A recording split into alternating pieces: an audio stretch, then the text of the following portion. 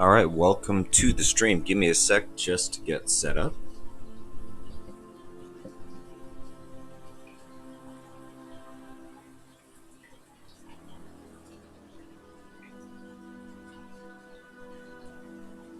Alright, and just gotta make sure sound's good.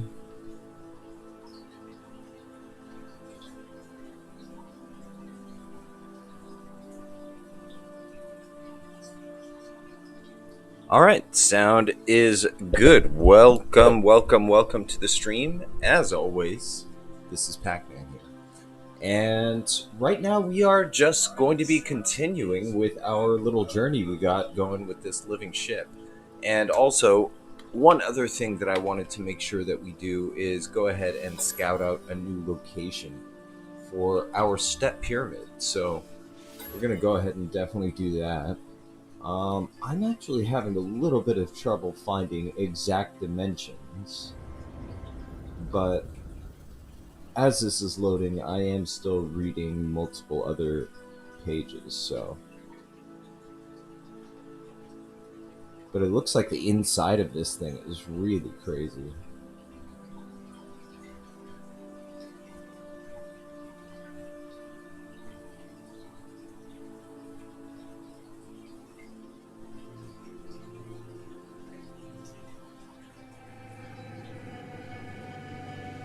Okay, so its base, I know, is 121 meters by 109 meters. Okay, so that at least is something that's defined. We have, an actual measurement to go with, you know what I'm saying? But, alright, so I just landed on this planet. I've got to just do, of course, the normal thing when you go to any planet, which is do some scanning. So give me just a sec. Okay, but 121 by 109. Oh, hey, how's it going? Yeah, I just got started. Welcome. Right now, I just got to do a little bit of scanning and yeah, just checking out the stuff. I just landed here, so this is a desert planet. It's looking like it might be a good location for this whole, pyramid structure. So definitely we're going to go ahead and start on that today. I mean, I'm not going to be able to recreate some of the kind of quirky elements of that pyramid because apparently this thing was built like really, really oddly. But, we'll see what we can do. Like, apparently it was actually a smaller pyramid, which was then built into a bigger one, which was then built into a bigger one. Really odd stuff, so.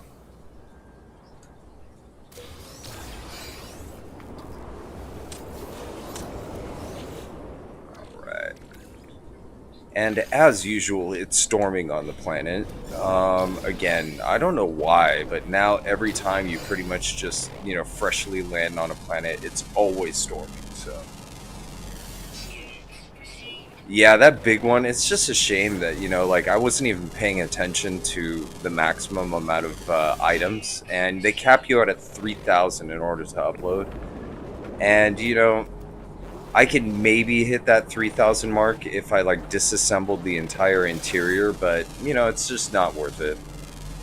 I think I'll just keep it for myself, and, I guess pretty much, I guess if you play a localized game where if I was to create one or something like that and have somebody join it, I guess the other person would be able to see it then, but I'm not sure. This whole network play thing still kind of confuses me in some ways, so I'd rather not commit to anything solid there. Okay, let's see.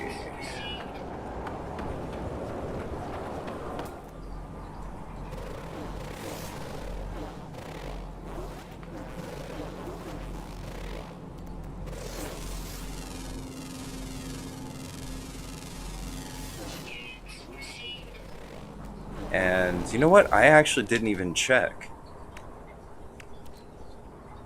So we have our new organ. the hardened shell.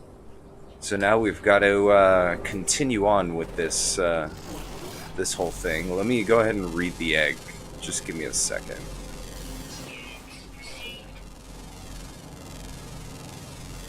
Kind of stinks. I've had to stop watching like everybody who streams No Man's Sky so I don't get spoiled.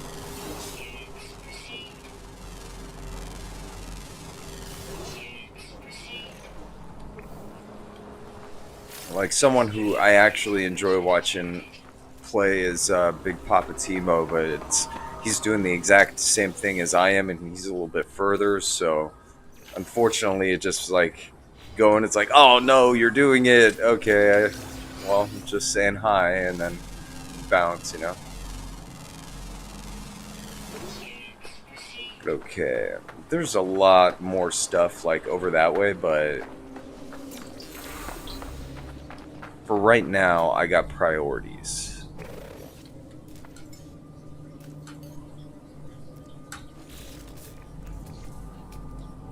Okay, so we're next to an S-level mineral and a C-level gas. Let's see what this S-level mineral deposit's all about.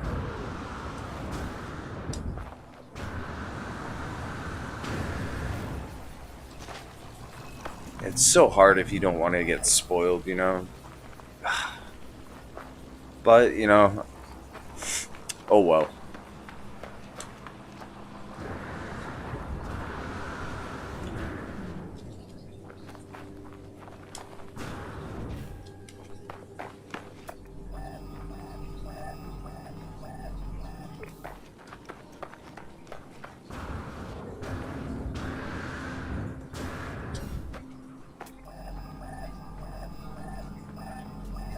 I passed it. Okay. Be something good. Come on.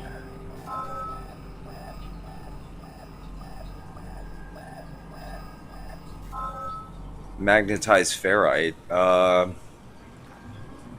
guess that'll be useful for a build site because I'm going to be using a shit ton of ferrite. So that's not entirely too bad. It's not really a cash crop, but it's a useful resource. So, you know what? That's not too bad. Plus, it's an S level, so that makes it just that much more useful.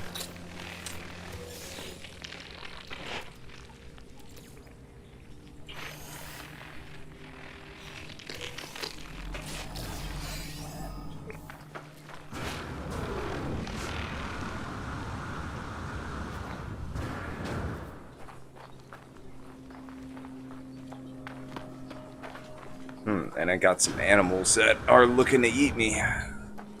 Alright, well, let's see how far we are. We're about 80, okay.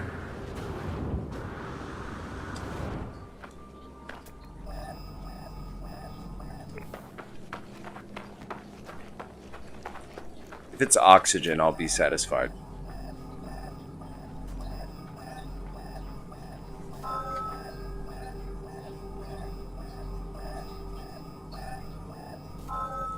Okay. Nice. Okay, so it is oxygen. That's at least something useful. So I could go right in between those two, pretty much. Set up my base computer. This is a desert world, so it matches the whole motif, you know what I'm saying? So 332 is the distance. So just about 165.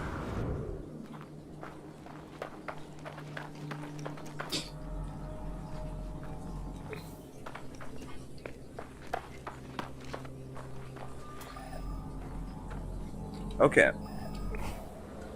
So we should actually just put the base computer right here.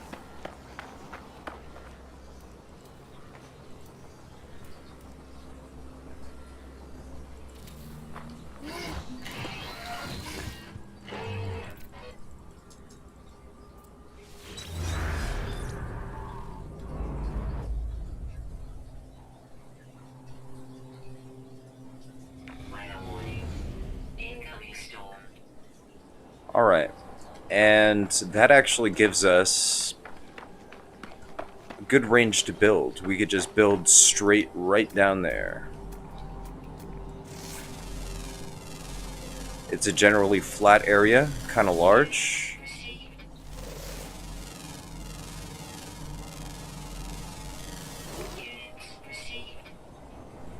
And then if not, we could always build it right over there too. Either way, we got plenty of space, so I'm not too worried. Let's go ahead and actually just get out of here. We got the base computer down. That's all we really needed.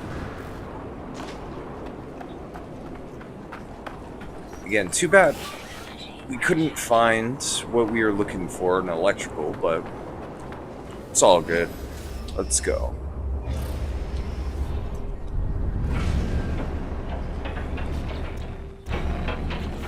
Okay, so Egg, what do you got to tell me?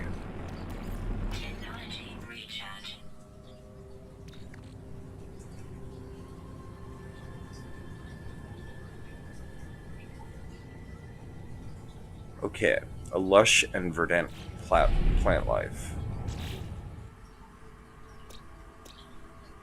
Okay, well, I'm pretty sure I've been to at least one system that has that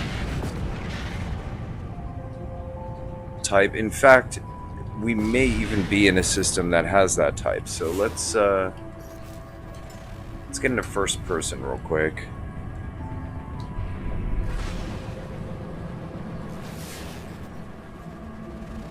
Okay, so that's frost crystal.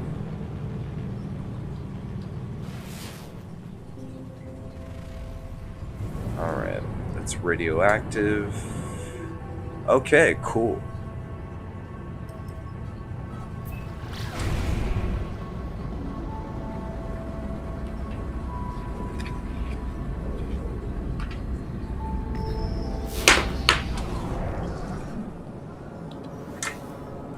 Alright, let's see. Okay, you will perform the binding. We see you assemble the components like the metal masters before you, and yet you share a mind with the other iterations, yet you do not converge. Perhaps you will understand. Okay, each time this being floods my ship with their beautiful song, I attempt to commit the experience to my memory, to recall it later. And yet it fades from my present. It fades entirely. All I have is navigation data. Okay.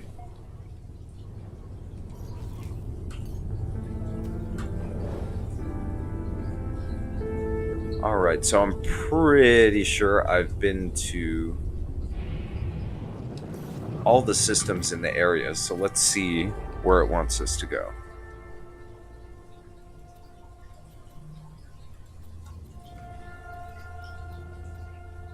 Yeah, I've been here. Liz Kim Ryu. Alright.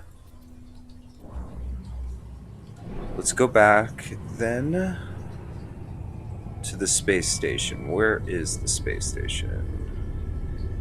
Alright. Hey, how's it going? Good to see you. So we're just continuing really with this living ship quest line. It's pretty cool, pretty involved. I like it. What the hell is this?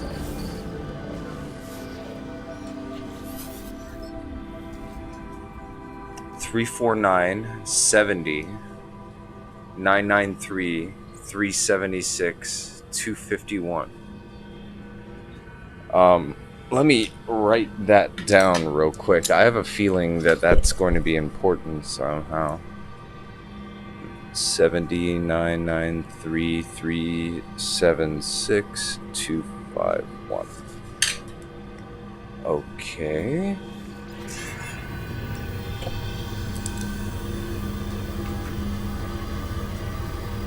What the hell?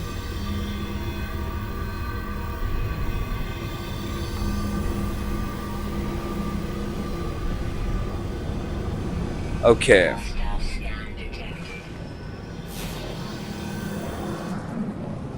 You know what? I'd rather not really... Oh, crap. Have to deal with that right now. Let's just go inside. Okay, so that was interesting. Cracking void egg. Bizarre fungal growths. Okay. Pretty sure we can find something that fits that description.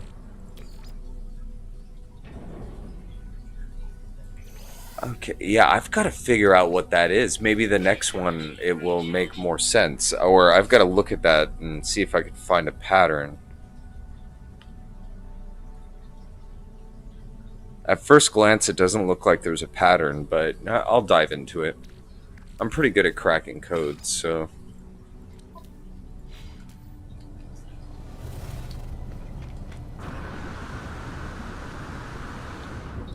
Yeah, that is crazy. Yes, mighty purdy indeed. Damn, I wasn't expecting to come across that. I thought it was maybe part of the story or something like that, but I guess not.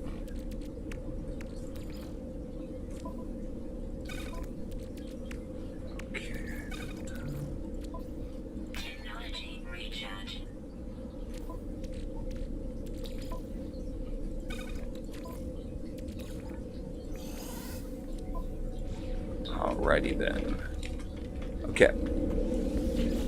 So I have been to whatever system that it wants me to go to, so let's do that. Oh, fuck. What was it again?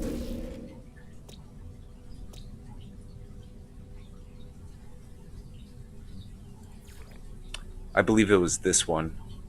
Liz Kimru. Yeah. Alright, cool. The weed hasn't completely killed my memory. Alright.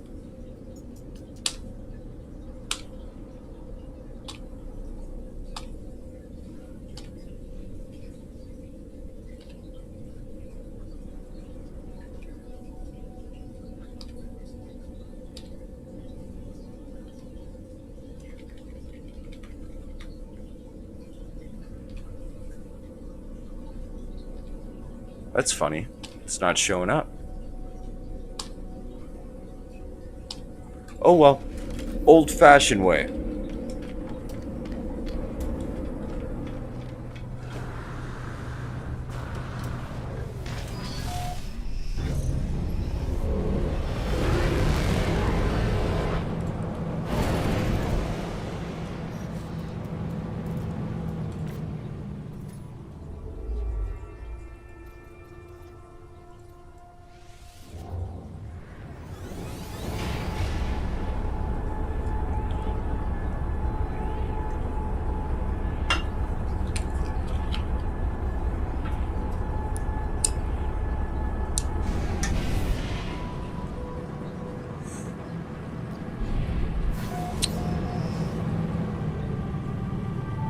Alright, cool. We're here. You know what? It's probably because I didn't go to the space station or something like that. Okay, a fungal planet. That sounds like exactly what this egg wants. Yeah, bizarre fungal growths. Alright, let's check it out. Oh, hell yeah, that thing was so fucking funny. Like, it was so funny. Especially the end. The end, that whole story, oh man, that was just so hilarious. But you know, I can't help but agree with him, totally. I mean, the difference between... I mean, some people are, like, still super butthurt because they think that, like, you know, Hello Games, like, lied to them and stuff like that. There was, like, real-world circumstances to the way that it released, so I gave it that.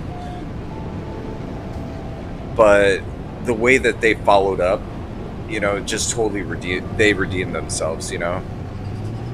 And they didn't come off like pricks while they were doing it, you know what I'm saying? Some companies will like rub it in your face, you see, we're fixing it, but they were just like, nope, we're just gonna fix it, here's some cool shit, there you go, you know? Knock yourself out.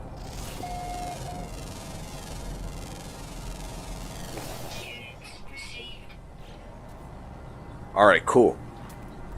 So we're on the right planet at least.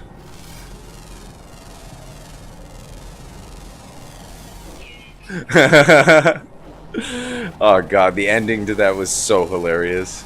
And I especially loved the insert of all of the, sound effects. I'll never think of that units received sound effects the same anymore. You know, I wasn't even associating it with that meaning before, but now technology installed.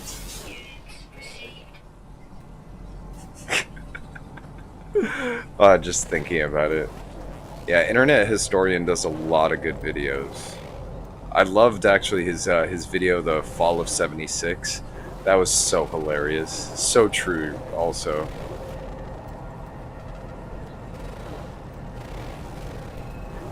Alright, so it looks like I got everything major around me. Let's go ahead and try to find this, this monolith.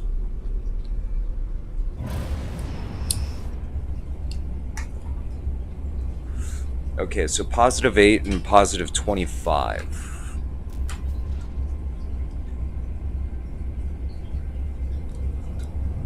You know what? We're not too far off the mark.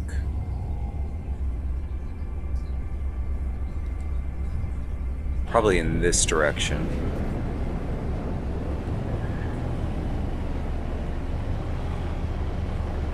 Yeah, I mean, it just became such a meme, the whole game. Such a shame because, like, when it first came out and I played it, I was like, this game is like, it's got the recipe there, but it's just missing a lot of the ingredients. And, well, I don't know. It just became to a point, though, where it was just impossible to defend the game, Okay. So, this way.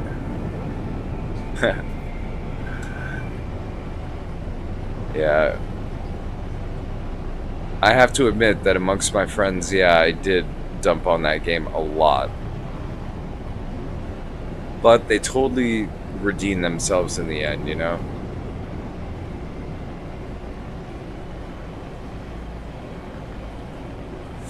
But yeah, like, I subscribed to Layman Gaming, and, like, they were just, like, epic haters of theirs.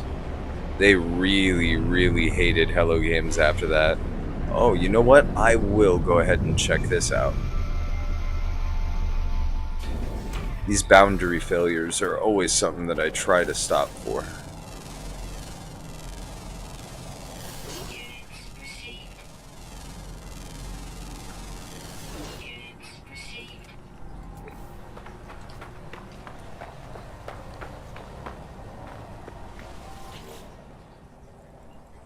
Okay, so let's see what it says. Termination of duplicate 098B. Analysis. Produce duplicate 098B, cautionary measure for blank confrontation, presented blank with incontrovertible evidence of systemic errors and irrational behavior. Blank responded with silence. On the 6th attempt, blank answered with the utter annihilation of duplicate 098B, but required data had been obtained. Something is happening to the system. Something is very wrong. Alright.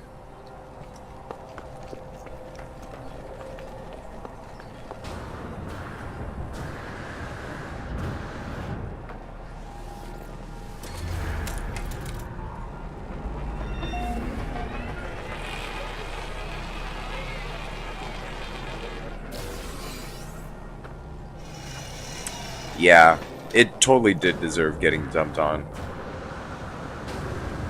It was like the empty shell of a game, And yeah, if I were to go through my video history on YouTube, I'm pretty damn sure I would have I would have clicked on my, viewed list and would have just been a whole shit ton of videos just dumping on it because it was just so funny, I still remember when they, like, skipped out on that dinner, and when that hit the news, it was just so hilarious. Like, wow, these guys really just cannot catch a break.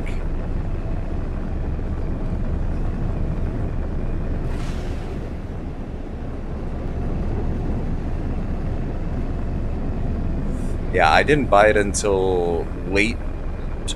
Let's see, what was it? No, mid 2017.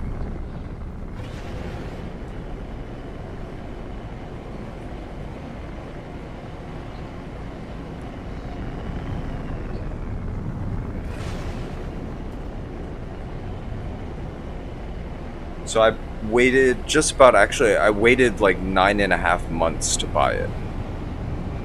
And I bought it severely discounted, so. And then when my console took a crap on me, I bought it on Steam, because it was on sale right after an update. And, what can I say? I mean, it is something that the game is still selling after all this time. Yeah, his vids are always so damn funny.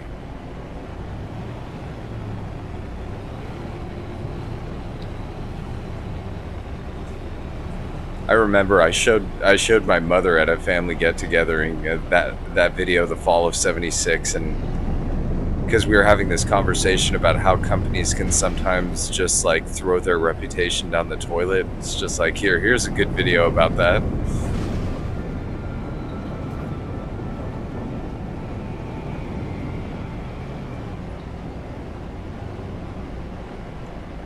Plus, I'm a huge Fallout fan, or I was.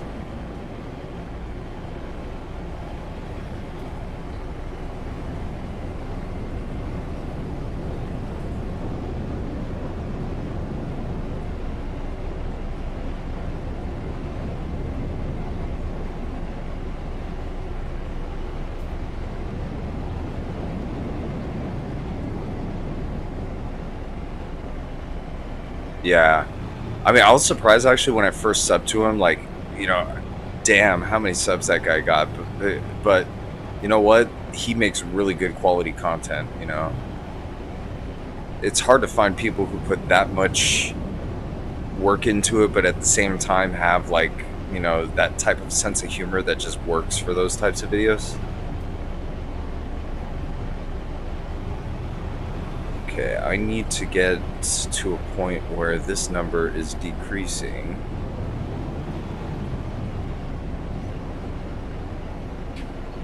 Damn it.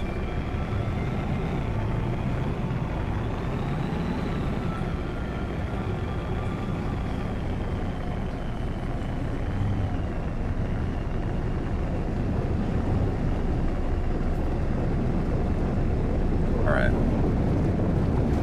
So off in this direction. Yeah, I love that dry humor, You don't get a lot of that these days, Everybody does, like, that shitty political humor. Hate that stuff. I love sketch comedy, especially well done sketch comedy. Like, I was a sucker for Chappelle Show.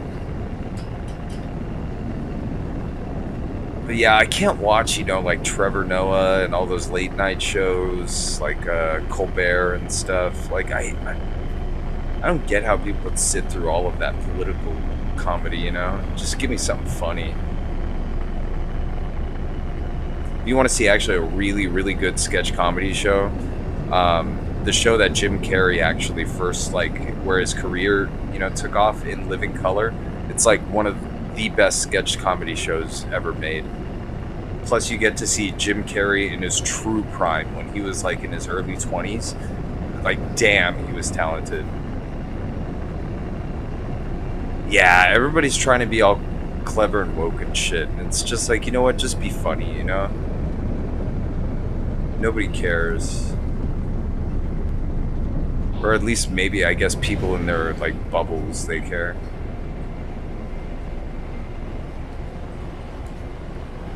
But also, I used to love that particular show because at the end they would have, like, musical performances and stuff, like all those shows used to back in the 90s and the 80s.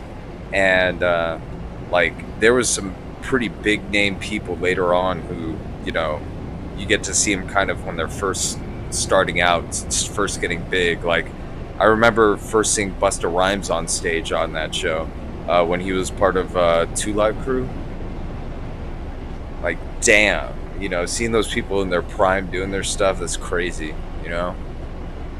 But especially Jim Carrey. You know, if you want to see good Jim Carrey stuff, watch In Living Color any season.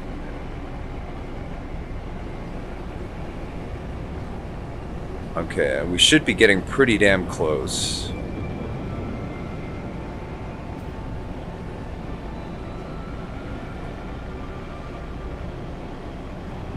But I actually don't think it's all like the comedians' faults and stuff. A lot of the time, it's the comic writers. You know, they get material, you know, from comic writers and stuff too. You know, and whatever's popular, I guess.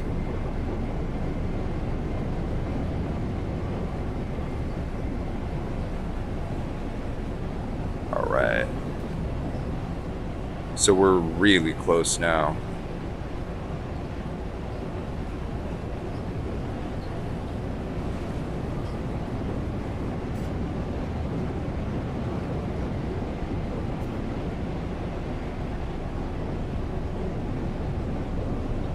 Okay, I'm gonna slow down a bit.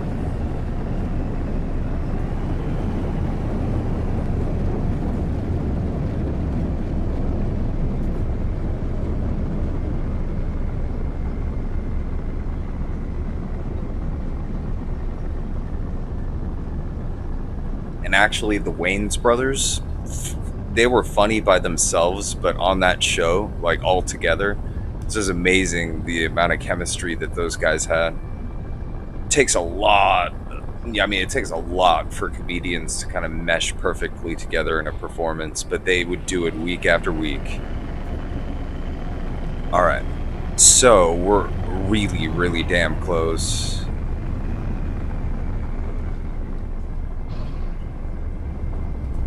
All right, give me the new number. Come on. Come on, I'm in the zone right now. Give me the new number, please.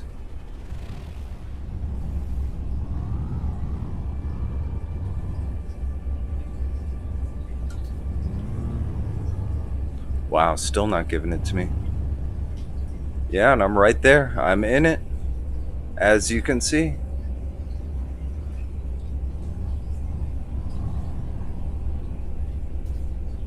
Yeah, the Wayans brothers. They were actually really, really big in the 90s. There's Damon Wayans, Marlon Wayans, Keenan Ivory Wayans. And then they had some sisters and stuff like that too, who are also comedians. I think like Kim Wayans. But yeah, they had, you know, they had their show in Living Color, and one of the funniest damn shows ever.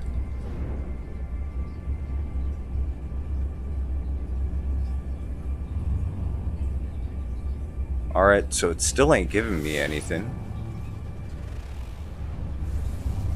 Like if you've ever seen like Hot Chicks, let's see, Major Pain. I mean, all those types of comedies. Those are you know, usually those are Wayans brothers comedies.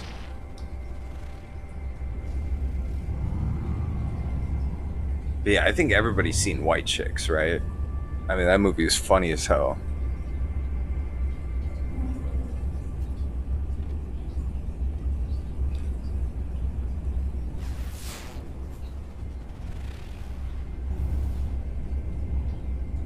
Please tell me you've seen White Chicks.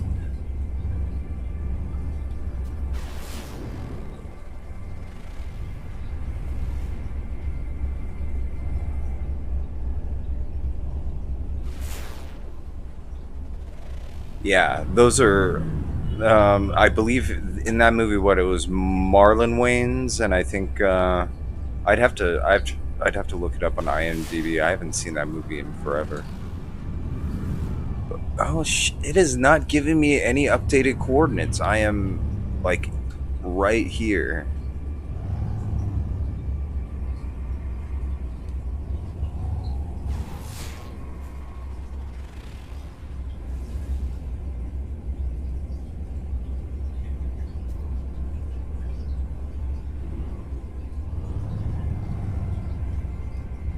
Yeah, funny. Actually, thinking about that show, I have the entire damn thing on DVD. Every season. Yeah, I've got 3 of them right there.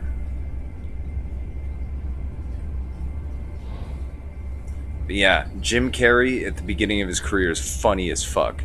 I mean, especially that Ace Ventura type comedy. I mean, that's where he really pioneered that stuff, and he was fucking funny.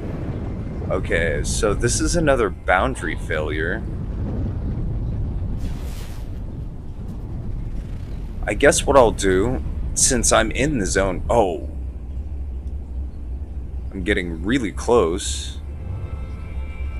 You know what? Since I'm like really close anyways, let me just park here at this boundary failure.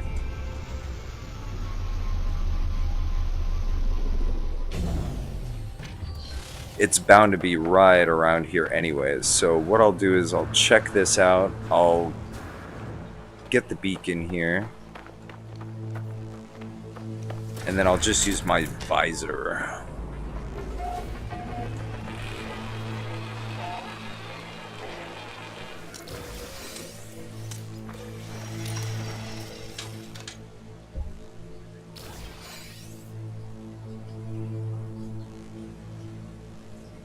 Oh, really? Oh, that's all good. Everybody's got their own taste in comedy, you know? He's like that animated, you know, goofy, you know... He's got a, you know, very particular style, you know? Especially, he's a master of physical comedy, you know?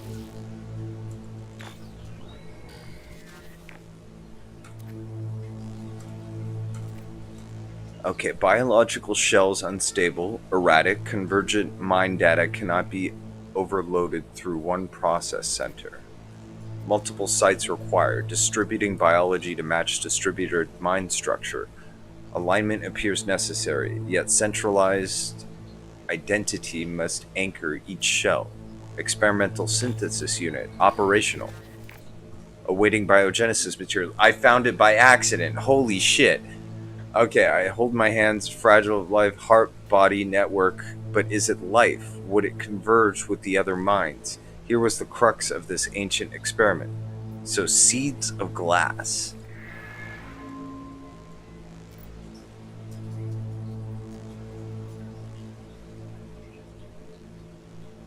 You know what? If you want to see a really good, like a really good Jim Carrey movie that is a good showcase of his, like, range, probably The Truman Show is one of my favorites that he ever did. And he's actually a good dramatic actor, surprisingly. Like, if you watch The Truman Show, you'd be really surprised. But then, okay, so I need a fragmented qualia.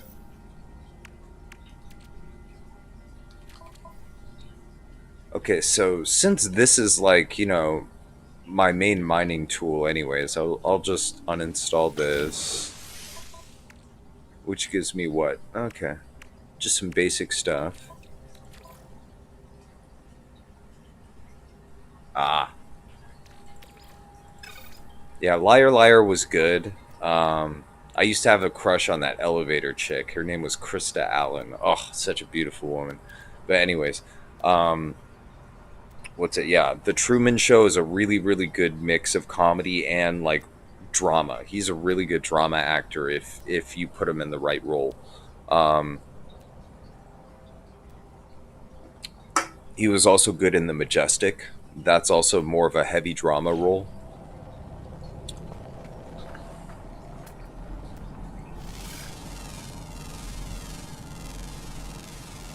And of course, The Cable Guy. The Cable Guy was like one of those movies that was really shit on by the critics, but it has like a cult following. Me personally, I think it's actually a pretty damn good movie. And it's centered around pretty much a psychotic stalker cable guy, and he plays the role just absolutely good. But out of anything, I would check out Truman Show. That one is really good. Has a lot of like top brass actors in it too.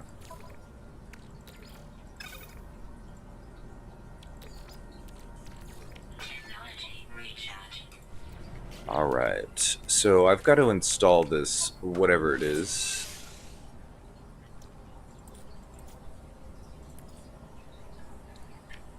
Animus beam.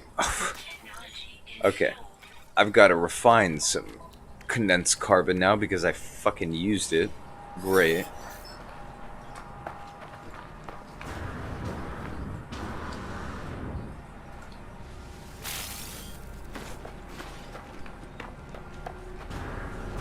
Might as well just get this oxygen.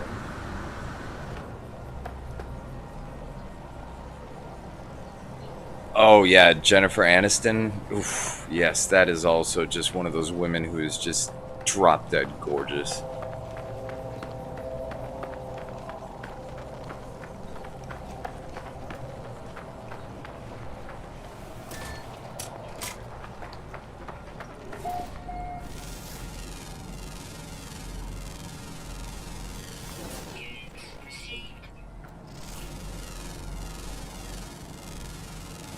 Yeah, when actually Jim Carrey was doing a lot of those dramatic roles, he did one. It was like a mix of comedy and dramatic. It was about the comic Andy Kaufman.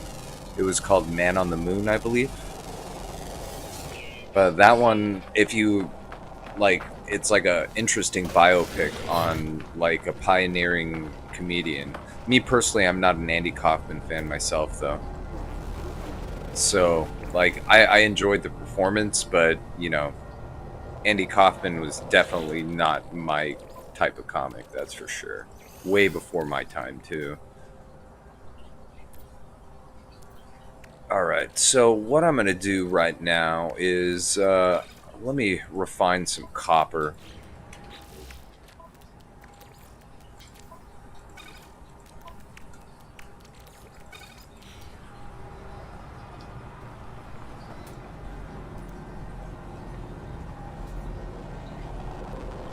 Alright, and we got everything of interest around us already. The next thing, I guess, since this is a mining beam variant, we're going to have to find a resource node. So there's some salt, some copper. You know what? There's a gold deposit right next to us. We'll go ahead and go to that one.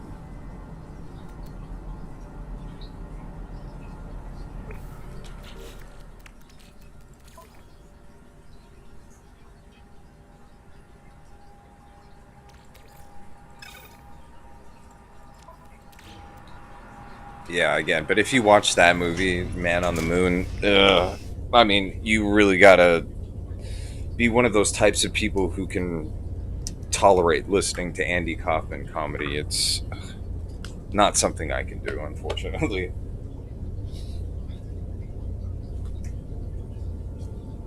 I am a big George Carlin fan, though. I still remember when that guy died. That was a really sad day for comedy. George Carlin was freaking comic genius. And what's funny is, like, in the beginning of his career, if you watch his like really really old stuff when he's first starting out, like, it took him a long time to develop his style. But yeah, Truman Show. That's good for any day.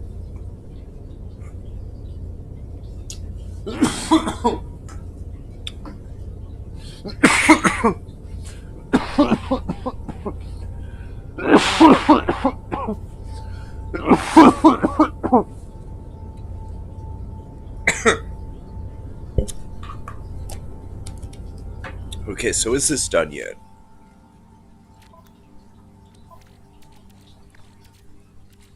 Okay.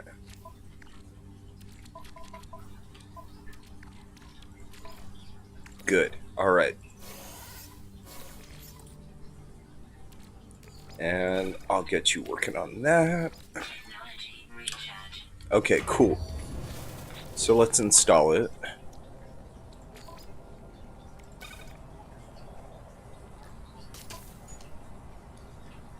Okay, seeds of glass.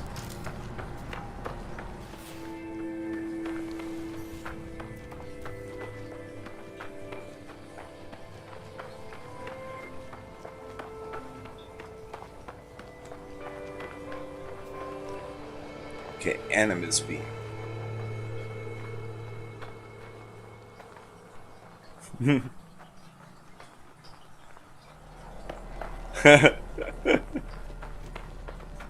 Yeah, that's consequence of many, many years of okay, so Animus Beam. Let's see what.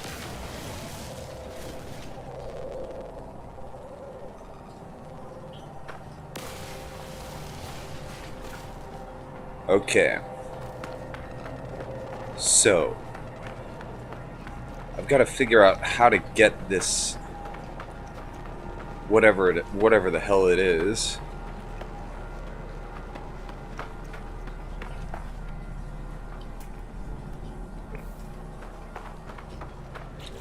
Alright, so it should tell me in catalog if I look it up.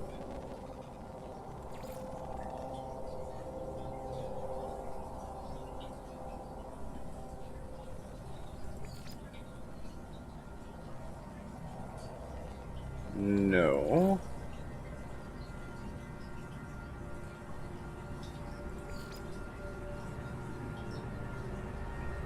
Huh. It's probably this. Alright.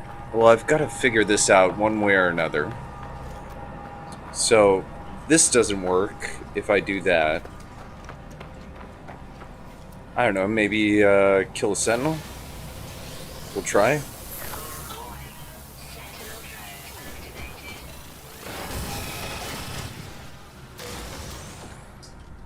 Okay, that doesn't work. But, hey, we had to try. So, let me see if I could find any, like, life forms. Ah, there.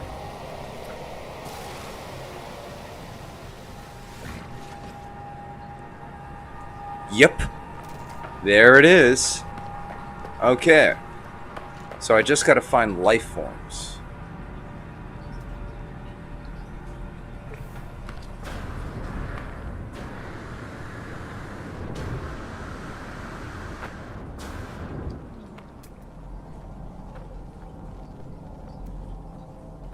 Okay, one right over there.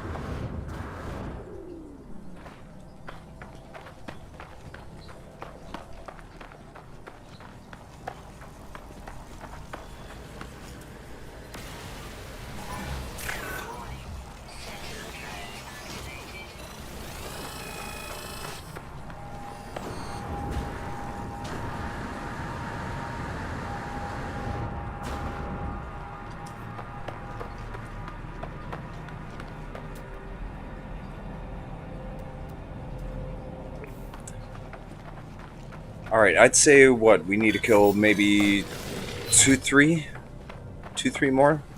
Tops?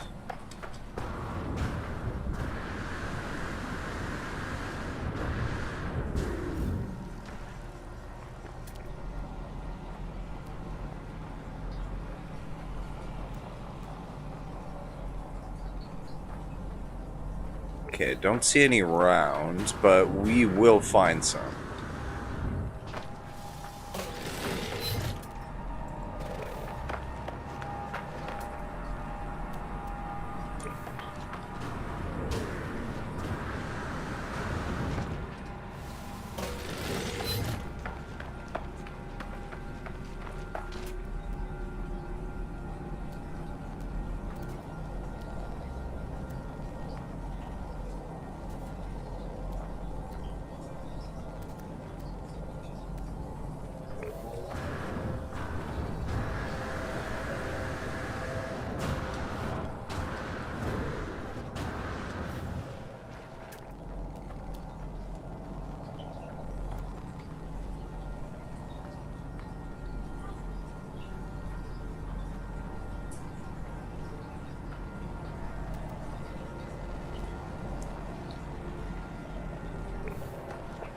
Okay, so no life forms around me right now, but I guess let's just keep looking.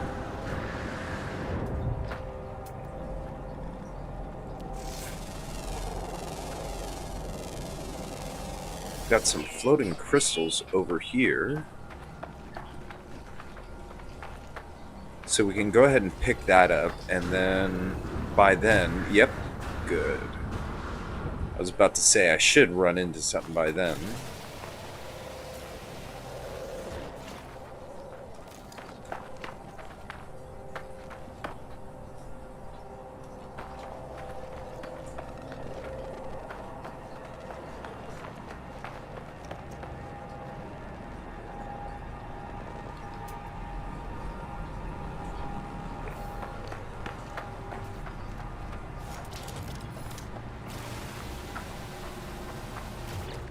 Okay, good. I have enough wood.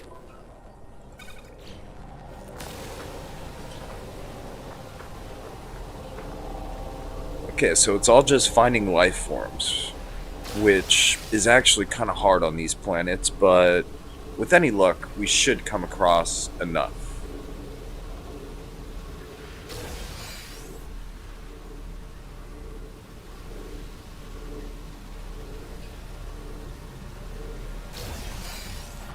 Okay, let's see.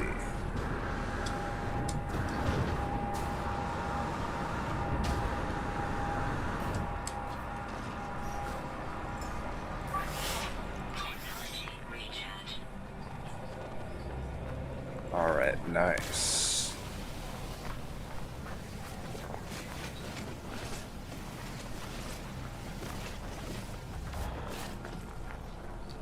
Okay, so we got, what, 32? That's not a lot, jeez. So each one only gives you 8. That kind of sucks.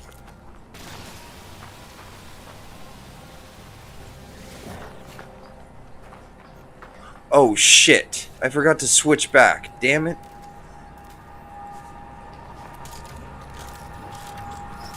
The beams look exactly the same, fuck. Oh well, I guess I got some pugnium for that.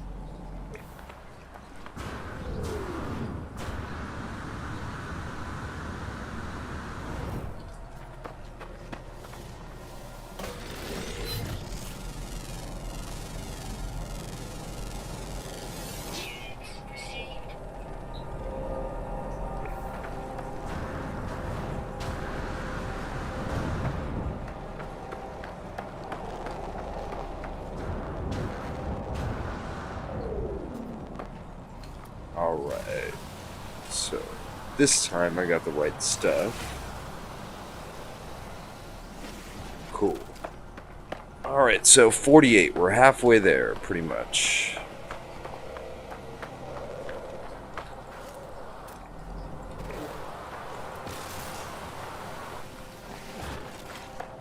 Ooh, they get aggressive at you, too. That's interesting. Well, I mean, I guess if I was just taking a walk with a few of my homies and some guy just capped them, yeah, I'd be pretty angry, too. Just saying.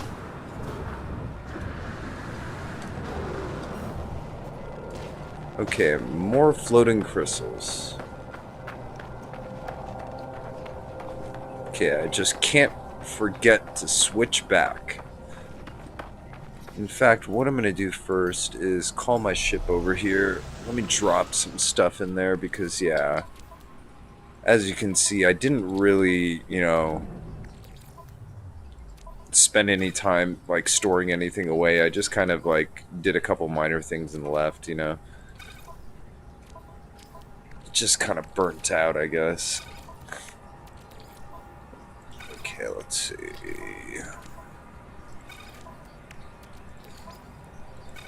Just put all of this crap in here.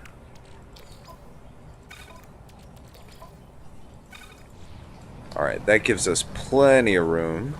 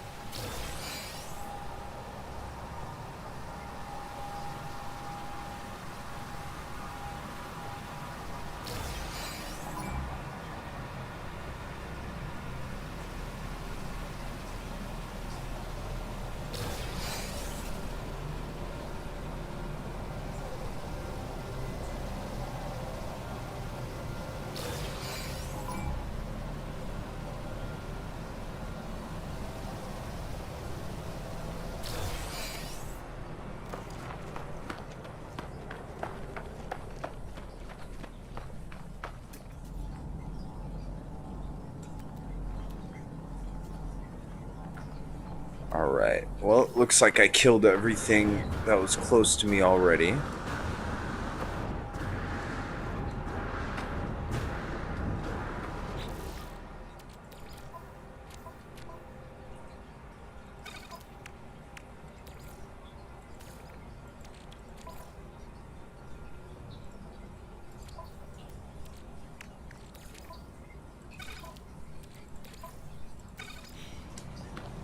Alrighty then.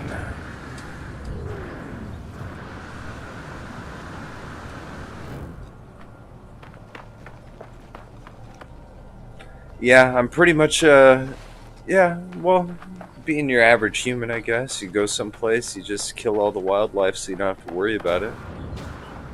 You know what I'm saying? Got to assert my dominance as the top of the food chain.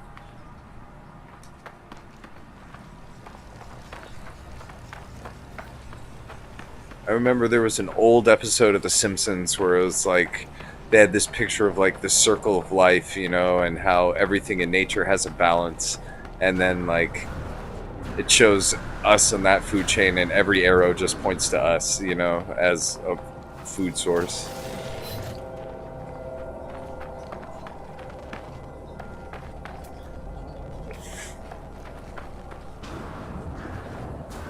God, I remember when I was a kid, like, there was like parent groups and shit like that who thought that show was too edgy.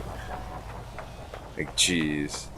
These days, I mean, the funniest thing is people don't think it's edgy anymore, but now it's like you have like stupid issues like, like Apu, people thinking Apu is offensive. Like, what the fuck?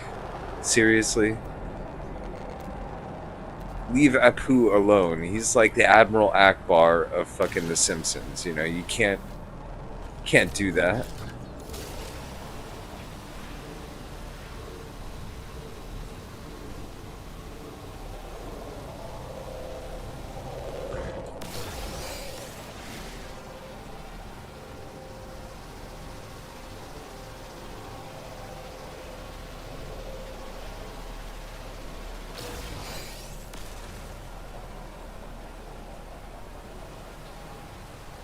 Alright, I see my next victim in the background right there.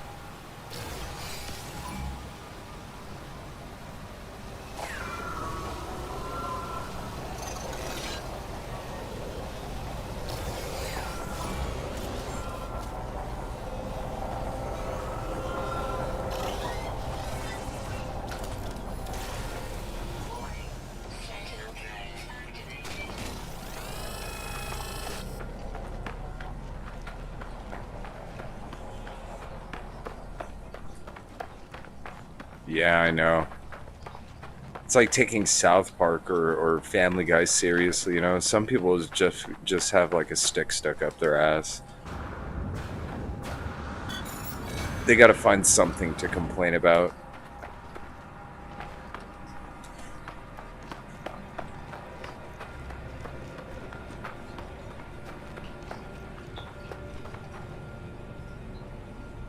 I mean, shit, if you were to take a show like that, I mean, you got all kinds of, like, you know, like, assault going on where Homer is just, like, choking the shit out of Bart. You know, it's like, these days, hell no. You can't have that kind of shit. That's too edgy. You can't show violence in any kind of way like that. That's inappropriate.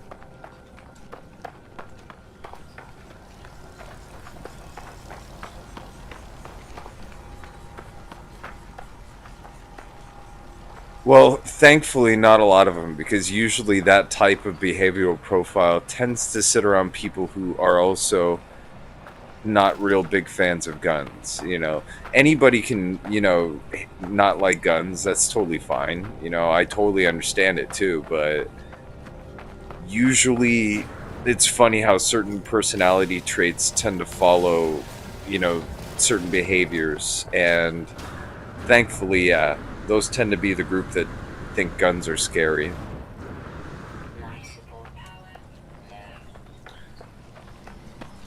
You know, when I think about it, it's just like a gun actually isn't really all that scary. You know, like a fucking sword or a, you know, a machete. Now that's scary. That's scary. Gun, I mean, that's a, you know, you either bleed out or you die rather quickly, you know. I'd much rather get shot than get stabbed to death, that's for damn sure. Like, the one thing that makes Asian gangsters really, really scary, like true gangsters, you know, like Yakuza and organized crime in the other countries, like the Triads or the Korean Mafia, um, like back in the day, like gun, uh, what's it, if you got caught with a gun, like in the 70s and stuff like that, 60s, 70s, it was like life in prison or could even be a death sentence, just depending. So gangsters back in the day in Asia over there used to use sushi knives to kill each other. That is scary as hell, you know, being hacked to death by a damn sushi knife.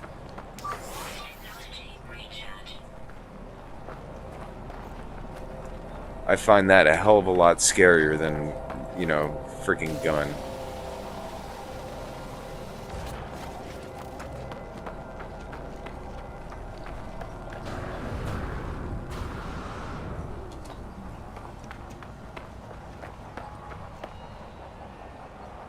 Oh.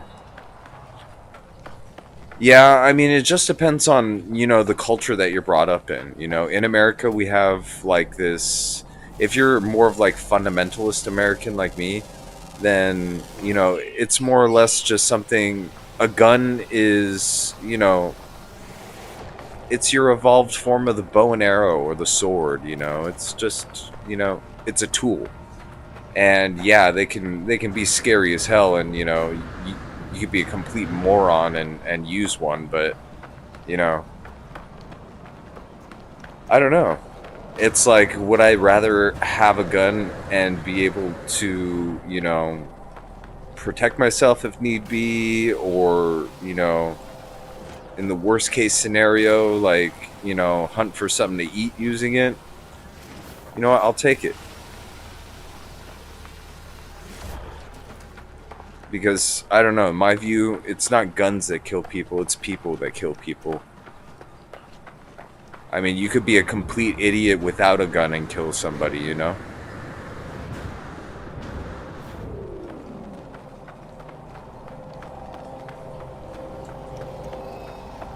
Yeah. Like, the truly scary thing about, like, something like a machete, which is, like, you know, a very short style of, like, scimitar type sword. I mean, you got to be really close in order for it to be effective. I mean, to use it, you know? Which, I don't know. That, to me, is a lot scarier, you know? Like, looking somebody in the eye just, like, a foot in front of you like that. But yeah, you know, you could get maniacs and stuff that, you know, kill a whole bunch of people with guns and stuff, but in this day and age, all you need is a basic knowledge of chemistry, and, well, let's just say that, you know, if you got half a brain and some knowledge about chemistry, you could do a hell of a lot more damage than a single gun.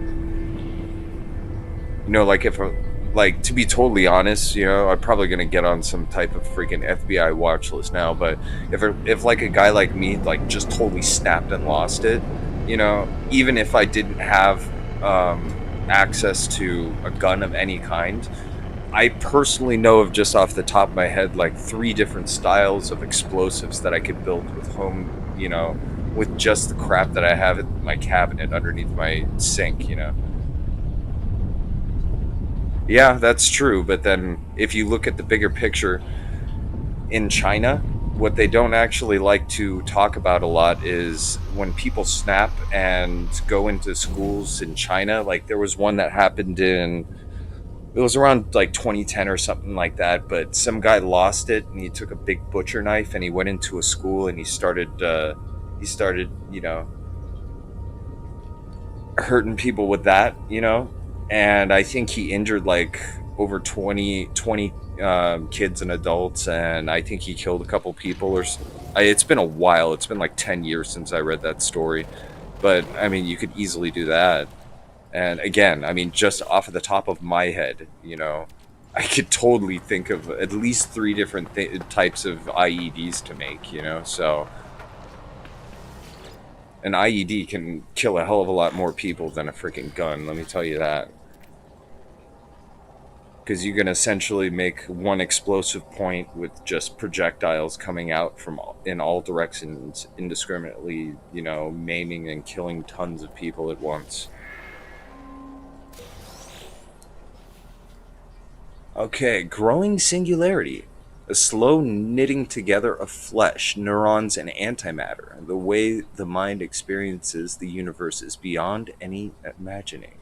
It requires careful attendance while it matures. All right. But yeah, again, I mean, it's like it's cultural. A lot of it is cultural, you know. Like, I don't know, being around it your whole life, you just don't really think of it the same, you know. Plus, I mean, here in America, we had to deal with a lot of bombings when I was growing up. I mean, over there in like in Ireland and stuff like that. I mean, there was a lot of that. Like, when I was a kid, explosives were a lot more of a concern than guns, especially since, I mean, when I was a kid, there was still active IRA, you know, cells and stuff like that. So yeah, people were, and there was also like the Oklahoma City bombing, the World Trade Center bombing. You know, we had a lot of bombings here in America during that time period, late 80s, early 90s. Yeah, you know, some places don't, you know, have them. Me personally, I would just rather have access to one myself. Because also, you got to think, you know, governments can turn to shit, you know, very easily. And if you don't believe me, this is total fact. No, you know, no, you know, fake crap. You could actually look this up for yourself. But the U.S. government alone did a study. I think it was like 5 years ago, of what would happen if, like, either by a natural event, which actually is, there's a 1% chance every year of it happening, or a man-made event like an EMP or something like that. But if the North American power grid was to completely fail for, let's just say, like a year, somewhere in between 70 to 90% of the human population in the United States would die. So if you really think about it, in the end, something like that is also your insurance, just in case things don't exactly go as peachy as everybody would love them, love to happen. Sometimes stuff like that happens, and that could be your lifeline right there. There was actually a Well, I remember the IRA bomb threats here. yeah, I mean, you got to think, like, in the 90s, that's when the IRA was like still, I mean, the early 90s it would have been, the IRA was still really, I mean, that conflict was still super hot.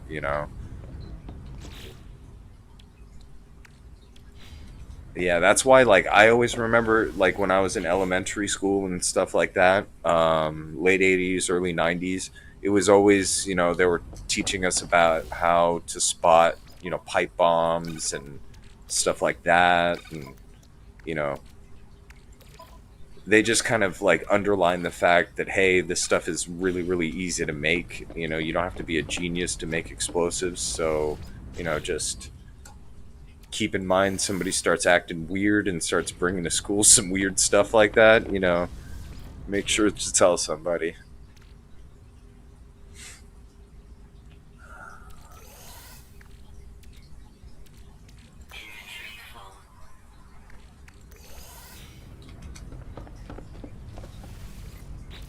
All right, so this will just give me some more space to work with.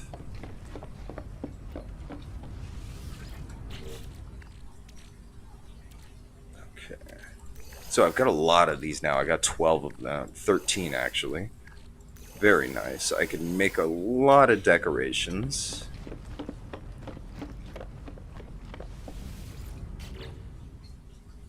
Oh yeah, that's actually another reason, like right there, because yeah, you're not going to be the only one with a gun.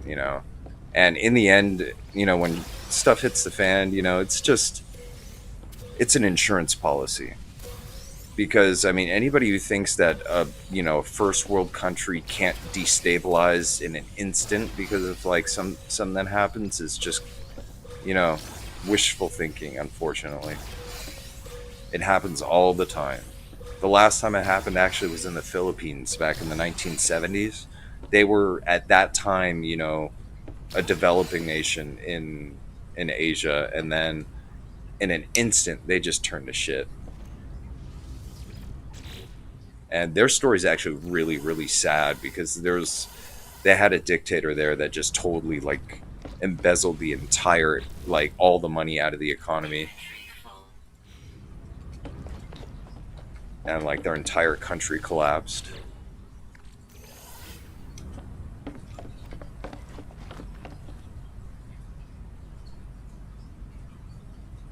Well, let's see. So far, you buy the egg, right? I guess that's step one. Then you go into Pulse and travel through the system. It takes you to this. So that's, I guess, step two, where you get the neural stem. Then step three, you go ahead and get the heart node, mature it. Step four, you get this. So I guess there's one more step after this, probably. And then from there, I believe that's when you can finally incubate the ship. So it's either 5 or 6 steps. Hopefully five, but you never know. But actually, if you want to see a really, really creative movie that was made kind of on the subject of mass power outage and what happens to society, and how quickly it breaks down. There was a movie.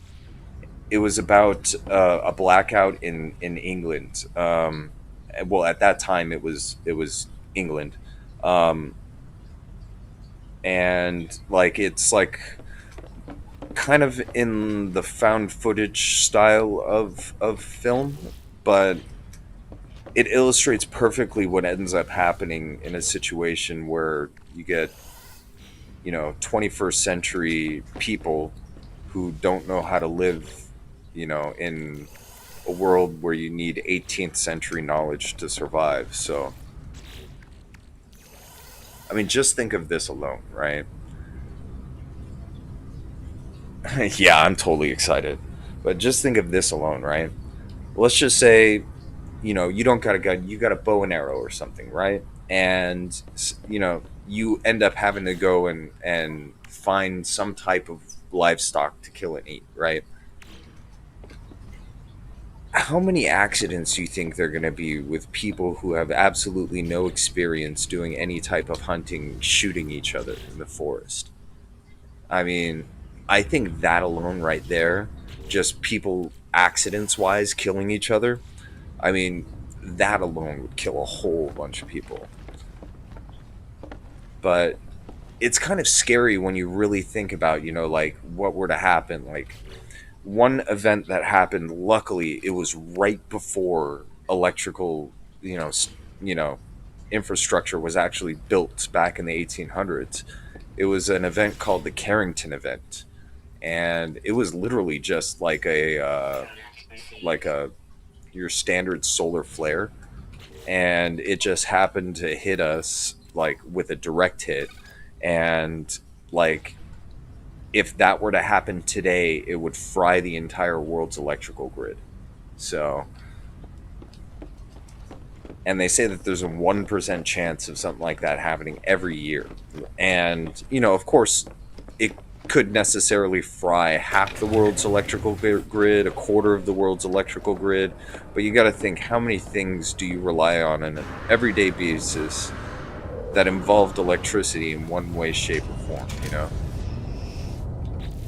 Even when it comes to, like, you know, just refrigerating the damn food you got.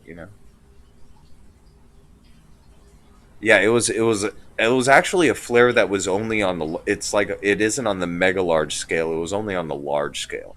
Like there was something that was, I think it was like 75% the strength that grazed us like 20 years ago, and they completely lost power in northern Canada for like a month. Yeah, I know. But I mean, that's why you gotta. I mean, that's why I don't knock on people, honestly. You know what? Some people like guns, some people don't like guns. I just say, you know what? If you don't like guns, just don't ruin the party for everybody else who likes them.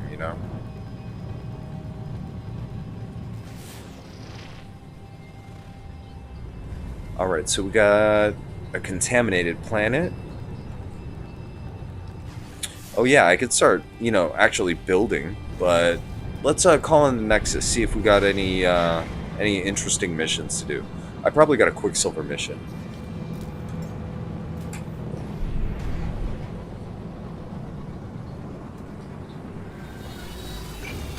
And you know what? I think of it this way too. Let's just say you're living in the Ukraine or something like that. You probably have a different view on that.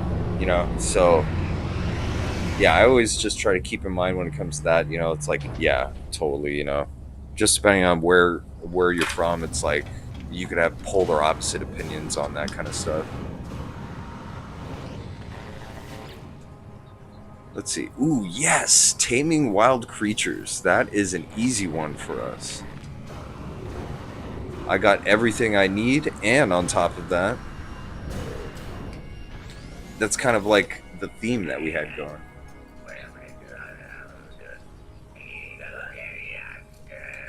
Well, yeah, I mean, honestly, it's a miracle that we're able to live in such a stable time period. If we lived at any other time in Earth's history, oh shit, we would have a hard time. I mean, people bitch about like climate change right now and stuff like that. It's like our ancestors had to deal with that shit on such a scale that like it's mind-boggling. Our ancestors had to live through a quarter of the world's landmass getting swallowed by the ocean.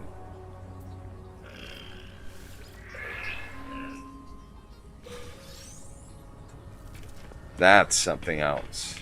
Or our ancestors had to live through 2 fucking ice ages. And on top of that, like, I just think of where I live in Los Angeles, right? The humans that lived right here had to seriously survive freaking dire wolves and saber-toothed cats and short-faced bears and giant cave bears, American lions. I mean, that's some crazy shit.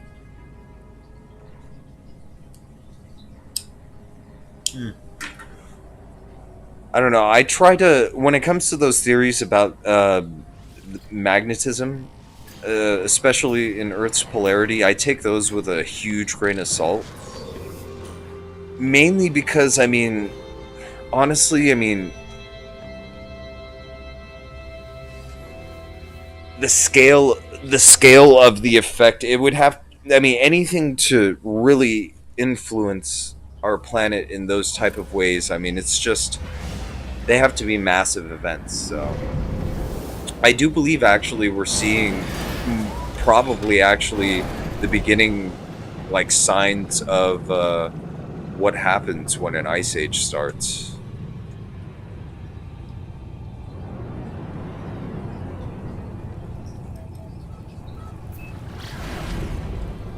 I don't know. It's hard to believe what anybody says these days about that kind of subject because honestly, I have a lot of questions that there are no answers for. And they're pretty big questions that need to be answered, you know?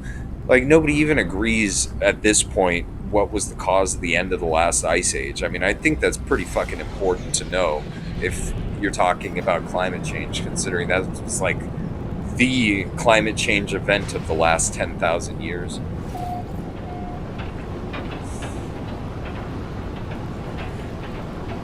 I actually do really love the argument that it may have been an asteroid impact or a comet impact that caused the end of the ice age.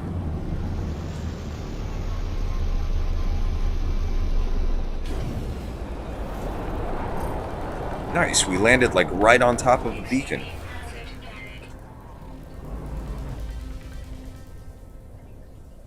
One of the other big questions I have, which I have not been able to find an answer no matter how many scientific papers I actually read on the subject. Um, every scientist seems to agree, or climatologist seems to agree, and geologists that the glaciers grew during the Little Ice Age period in different areas at different times. But I have not actually read a single paper on anyone quantifying exactly how much ice was initially there, how much grew, and how much of the receding that we're seeing right now is ice that was accumulated during that fluctuation period. Because those are all values that are extremely important to know if you're going to predict, a long-term trend. You know, those are some pretty big glaring facts that you got to know.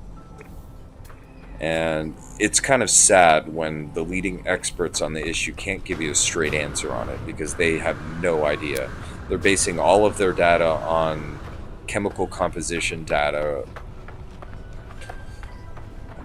that honestly, I mean, in the best of cases, it's pretty convincing, but at the same time, they leave out a lot of important stuff that they shouldn't, which muddies up the issue.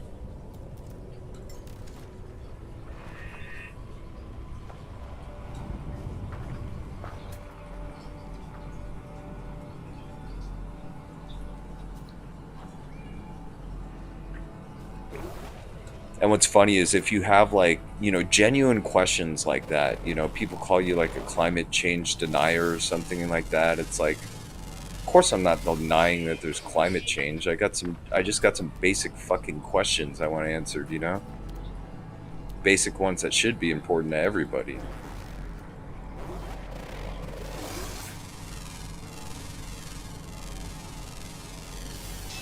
Okay, plenty of birds around us, but not a lot when it comes to anything else. I guess let's give this guy a ride and see if he could lead us to anything.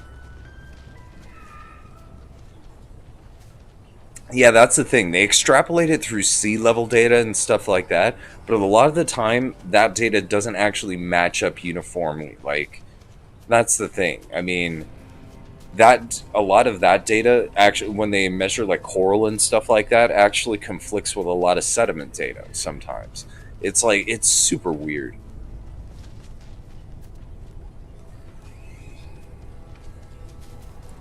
But yeah, I haven't read a single paper that actually illustrates the, projected amounts of ice growth during that period and ice melts off since then and what the percentage correlation is.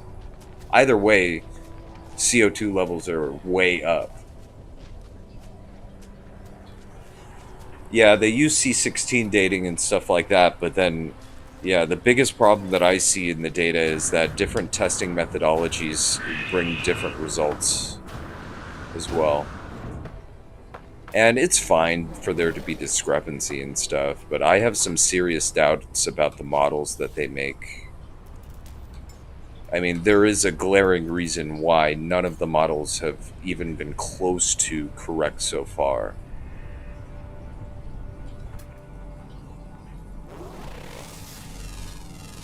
And unfortunately, I was one of those people who was duped by freaking Al Gore back in the early 2000s, you know? Guy was a convincing liar. I mean, bit of an environmentalist he is, but at the same time, just a greedy asshole like everybody else.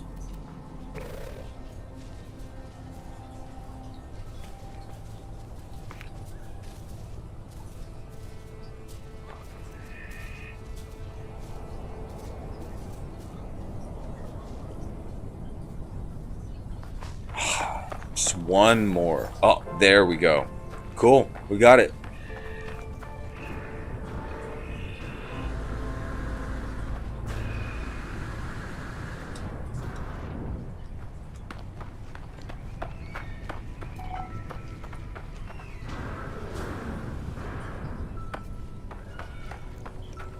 Oh yeah, totally. I know how the dating system works when it comes to, yeah, especially radioisotope data.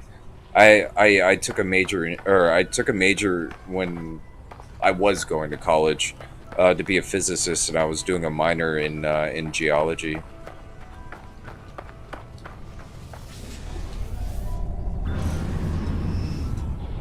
But yeah, I figured out at a young age that even though I'm good at that type of stuff, it is really fucking boring. But then again, I mean, you never know. I could be, I could have been probably like a six-figure engineer, living the easy life instead of doing what I do, so.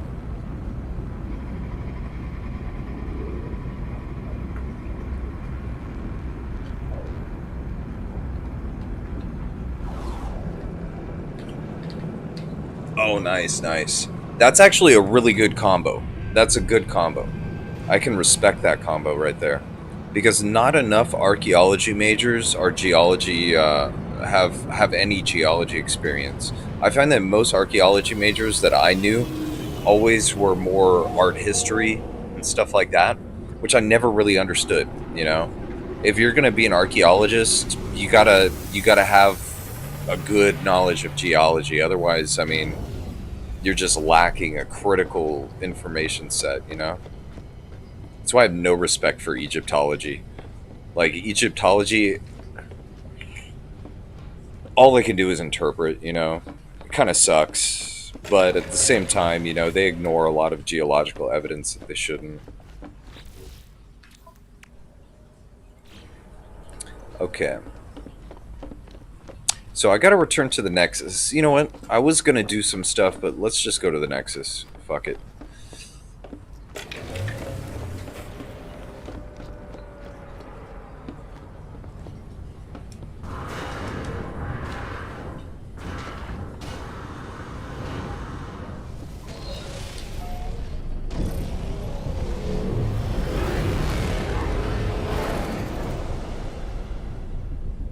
Oh, yeah.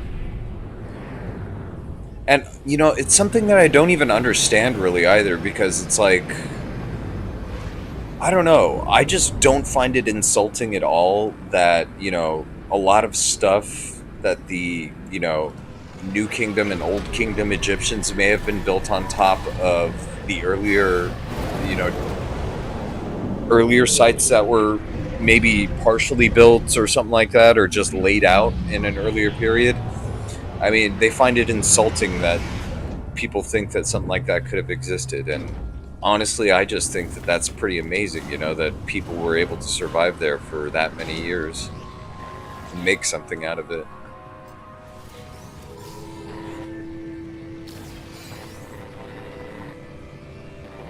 Yeah. Yeah, there was a lot of... unfortunately, the world was full of cultures like that up until a while ago.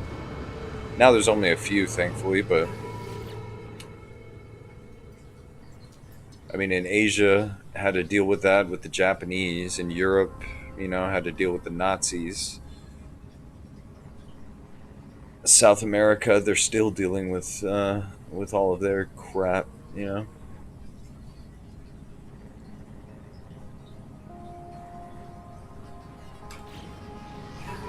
Okay, nothing really that's, you know, getting me interested. So,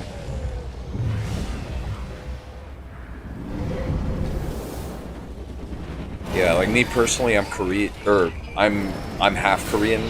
Um, what's it? I mean, for us, we had to deal with pretty much the Japanese constantly trying to colonize us, and then when they finally did, then we had to deal with them and their pretty despicable actions, honestly. Like, actually, one big cultural kind of hiccup between Korea and Japan still to this day is a thing that happened back in World War II and the times prior, where the Japanese set up comfort brides, which were pretty much just like enslaved Korean women that were used as like prostitutes. And like, yeah, Japan still doesn't want to apologize for the practice of it, because that was Imperial Japan. And yeah, during the colonization days, they used to have Japanese home inspectors that would come in and make sure that your home conforms to Japanese customs, and you're not using Korean language stuff and all that kind of shit. And then, oh god, what the Japanese did to China, Jesus. That was some messed up stuff.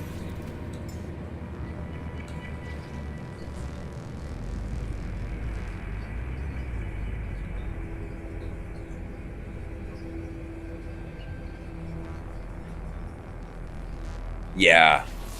Well, I mean, when it comes to the Bible, it's hard to take things at hard dates. I mean, there's some stuff you could date back to, but especially once you get into Old Testament stuff, that is not exactly the most accurate a lot of the time. Okay, what the fuck? I could have sworn I dropped a base computer down. Oh, it was in a different system, that's why. Jeez, I'm like freaking searching around here like an idiot trying to find my base, and yeah, it's not here because I don't have one here.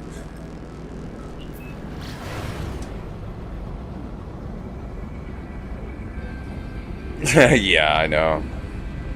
It's amazing the type of stuff people will do to each other.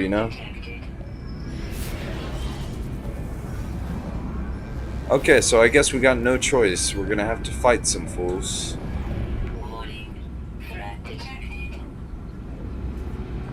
Oh no, it's cool.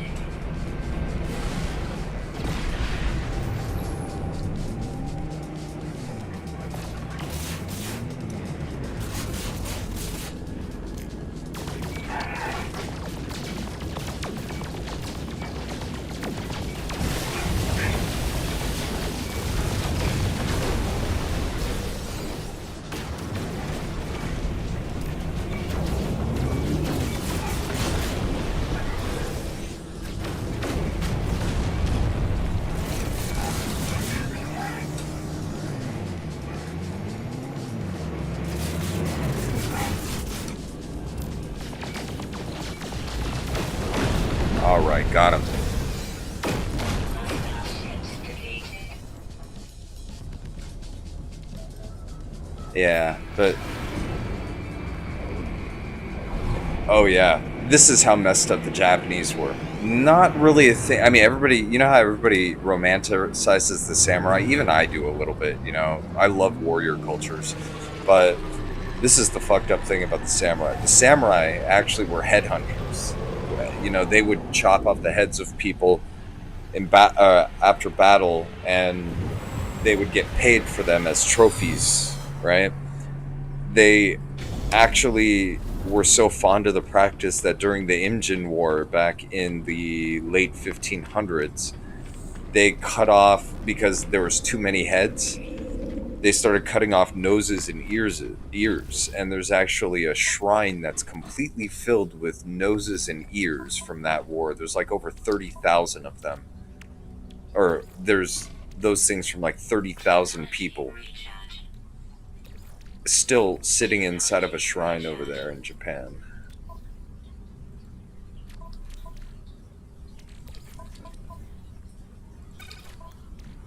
And I really, really am confused about what was with like the older generations and like inbreeding. I don't understand that shit.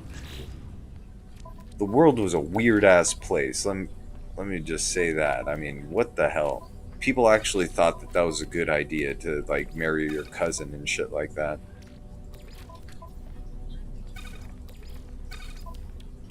Like, ugh, jeez. Like, I don't like talking smack about the crown, but you know, I mean, can you imagine how inbred those fools are?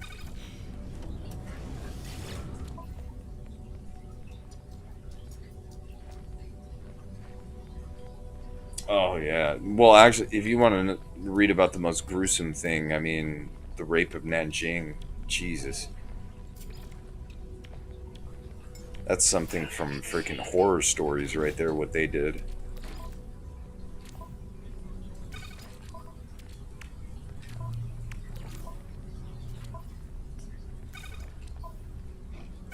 Actually, what's kind of messed up is actually that's one of the reasons why North Korea is so freaking crazy.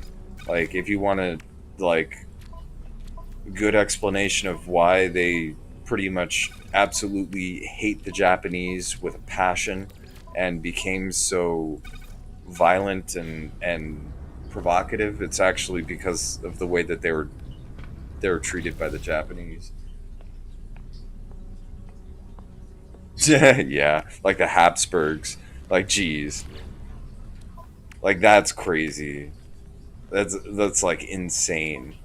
I mean, they were to the point where like they were practically all like cousins, or I mean, they were like all practically like brothers and sisters by that point. Like no genetic diversity. I mean, just the thought of you know being intimate with like a relative is just stomach turning. I don't get how it was just like, oh yes, got to keep the family line clean, so I'm gonna go marry my cousin.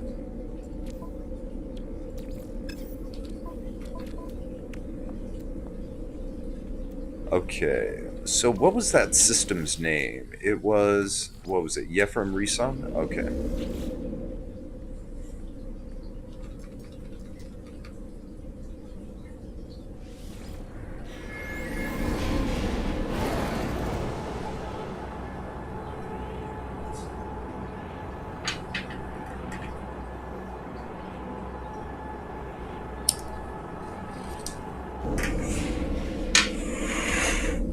Ireland's someplace that I've always wanted to go.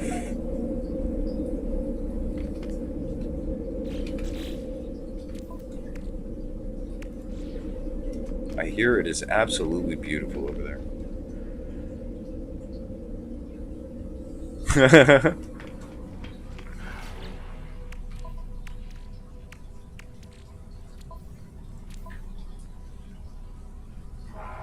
Okay, let me just see if they sell any phosphorus real quick. They sell uranium. And they sell dioxide. Both things that I could potentially use later.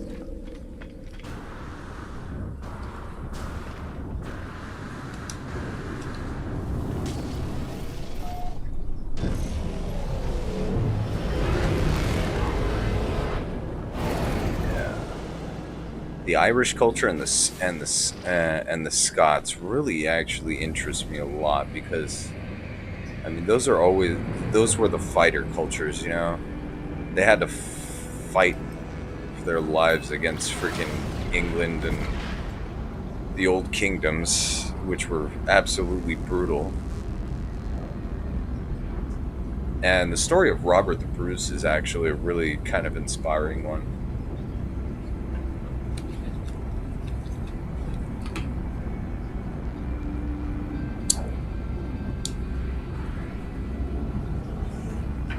And especially also how like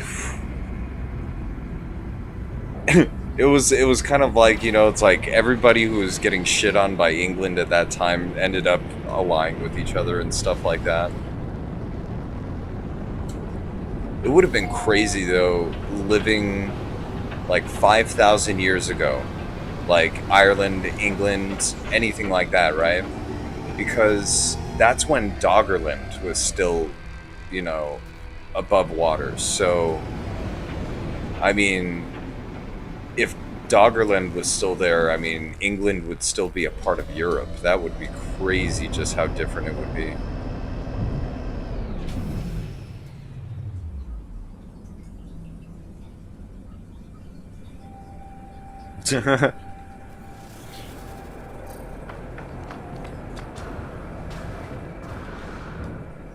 You know, just that, you know, I guess that mental picture that all Americans get when they think of Ireland, you know, like the rolling green hills and stuff like that, you know. I actually hear that it's quite cold and it's very foggy a lot of the time. Not exactly the most pleasant of climates to visit, from what I hear, but still very interesting to me. Plus, I actually personally prefer visiting an area like that rather than like a huge city or something like that, you know? Cities just annoy the crap out of me for some reason. I don't know why.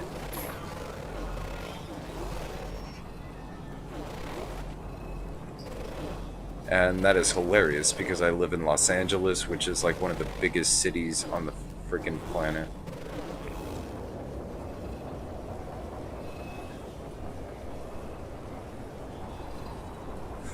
Oh, nice. Yeah, like I don't know, like before Braveheart, I didn't actually know anything about William Wallace, and then that actually got me interested in reading about the historical events, and amazing how inaccurate that movie was. That mostly the events of William Wallace in that movie were actually stuff that Robert the Bruce did, but you know, very interesting nonetheless. A good artistic representation, I guess you could say. I mean, nobody goes to Mel Gibson movies for historical accuracy.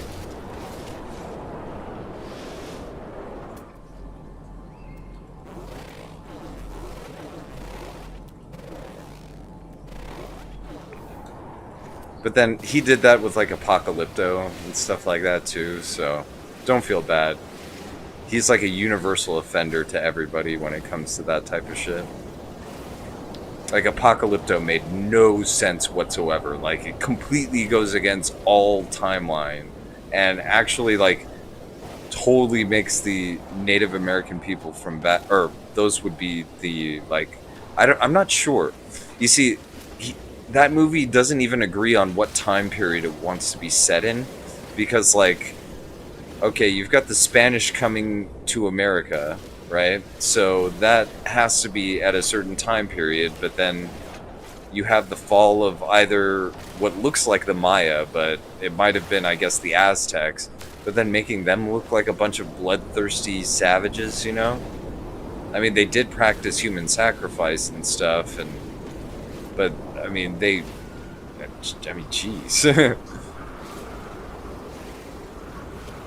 Yeah, I know. The only thing I'd say that movie got right was really just the way it was shot. The movie was well shot, like the cinematography in it was good. But You can't forgive like a movie that's just that historically inaccurate for good cinematography. Sorry.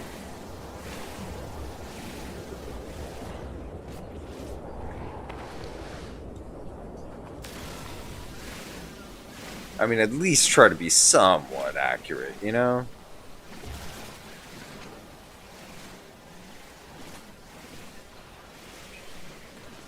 Yeah. It kind of sucks. A lot of movies like that I these days it's just like I'll say, "Yeah, I like the way that it was shot. I like, you know, this performance or that performance," but, it's like very rarely do you get the whole package. Okay. And right now I'm just clearing some space, that's all. Okay. So, we've got to make a base that is 100 and wait, where is that information again? We've got to make it 121 by 109. Okay. So knowing that, my base computer is right there. I want to get as close as I can to it. So I'm going to build it elevated. It's going to be elevated, and then down underneath, that'll actually give me some room to do the lower chambers and stuff. But I'd like to get it as close as I can to the computer so I won't have any trouble with distances. Let's go ahead and start right over here. And again, for this one, I'm going to be using cuboid. Now, I'm going to go ahead and do solid cubes, and then I'm going to delete all of the kind of cubes that are in the way of actually building, the meat of the building. You know what I'm saying? But okay, so since. Let's see. Yeah. Yep. But every now and then you do get some pretty cool gems, that are good Oh, shit. What the hell? I find a lot of war movies tend to be pretty historically accurate sometimes.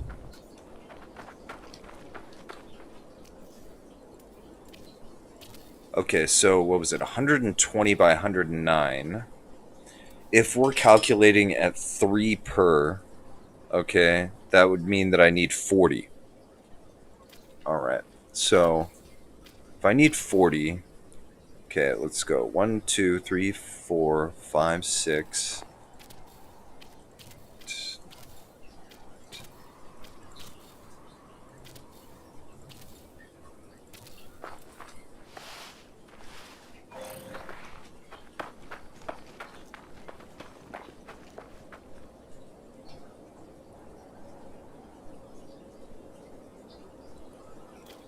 Oh yeah, which one? The Saving Private Ryan. It was. I think it was, right.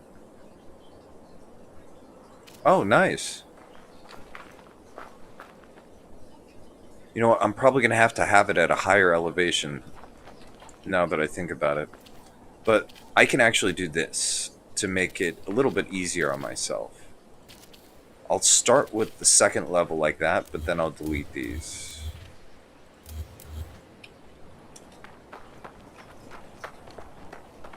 Yeah. Lately, I've been actually watching a lot of Asian movies from Japan, Korea, China.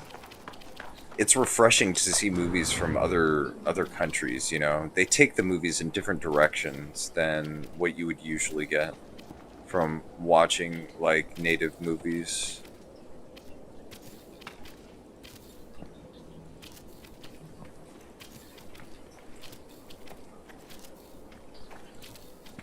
Okay, I messed up the count, so I'm gonna have to do a manual count after I place these. Okay, so 1, 2.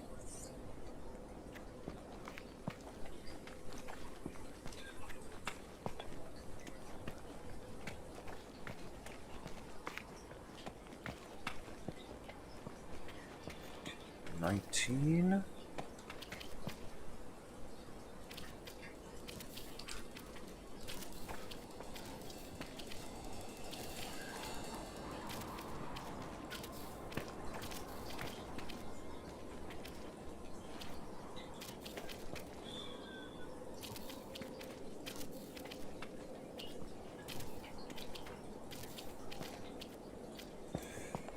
Okay, so I can get to about 30 wide right here. Now, what I can do is I could kind of hide the corners underneath here. I could kind of make it looks like it go. Yeah, gotta love Netflix. Yeah, definitely. Sometimes they got some real gems, but sometimes they push out just a bunch of crap. Yeah, I think I'm gonna have to hide pretty much one of the corners. That's the only way I'm gonna be able to fit everything, I think. Because I just can't find, like a really, really good flat area to do all of this. But, okay. So I'm gonna make it like 2 deep, right? Like this. And then start the next level. But what I'm also going to end up having to do, I'm going to build this entirely, full. So there's going to be a block in every slot, and then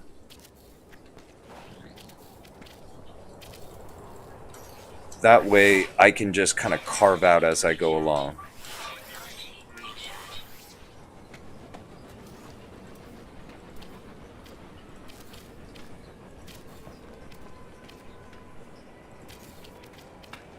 Yeah, a lot of Netflix TV shows I find are really, really good. I'm not a fan of their movie productions, though, to be totally honest. Weather warning.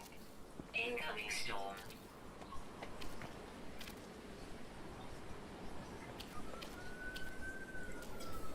But honestly, some of the best stuff is television, you know what I'm saying? Like,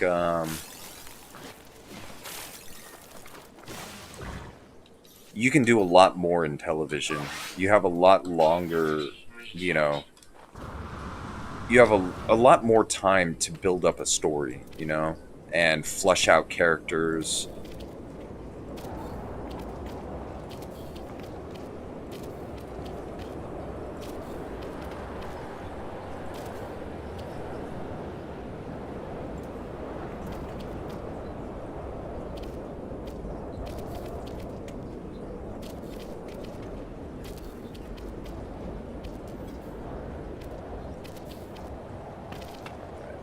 So let's continue. Okay, so it's going to have to be by 109 meters, so that would be, let's see, 10, 11,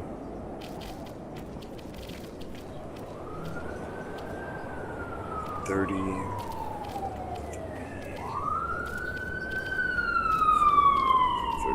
35.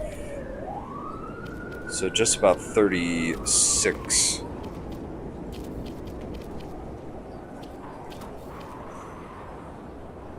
Yeah, totally. I actually kind of miss like the old Netflix, because the old Netflix, before like all the studios started getting super greedy, they had a lot of good movies that you could stream on it. But these days, just they have crap when it comes to movies, and their original movies just suck. But yeah, their TV shows are pretty awesome. I actually found a website that has like all of their stuff. It just relays it from a different country. So I might start actually doing that. Just get rid of my account. But I'll have to see.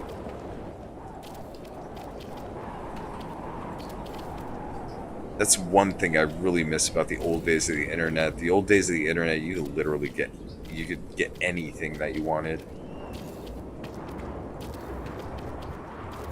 Oh yeah, I was actually, speaking of which, I was able to actually save every single episode of Dragon Ball Z that I, downloaded way back in the day, that I converted half of it off of my personal VHS tapes that I had, and then the rest I found on torrent sharing sites. But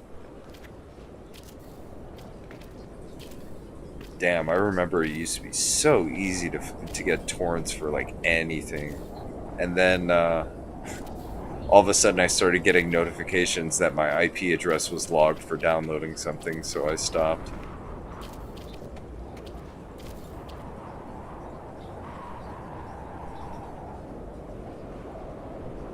Yeah. When they get a successful property, yeah, they latch onto it and they fund it. That's what I like. And at least it looks like their corporate side doesn't interfere as much as regular studios would, you know? I think that's where a lot of the crappy movies that we get these days come from. I mean, I honestly think it's like the studios that, like, the studio executives totally just like butcher the movies and TV shows. That's actually what I think happened to Doctor Who. I used to really like watching Doctor Who, but oh my god. I think the corporate bigwigs that were in charge of that show just like totally told them to take it in a weird direction.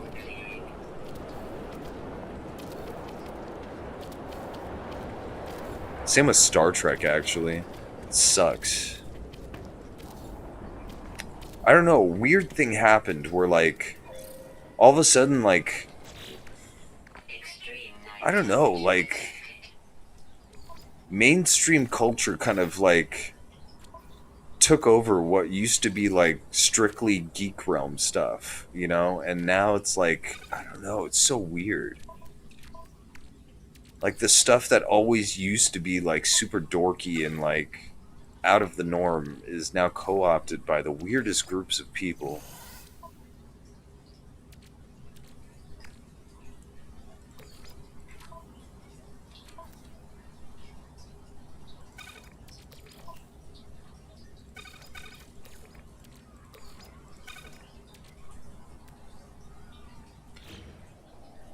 Alright, so I ran out of ferrite dust, but that's fine. This is at least a start to the base of it. So I've got to count up. Let me see, I got one here, so 1, 2, 6, 7, 12, 13, 14, 15, 16, 17, 18, 19,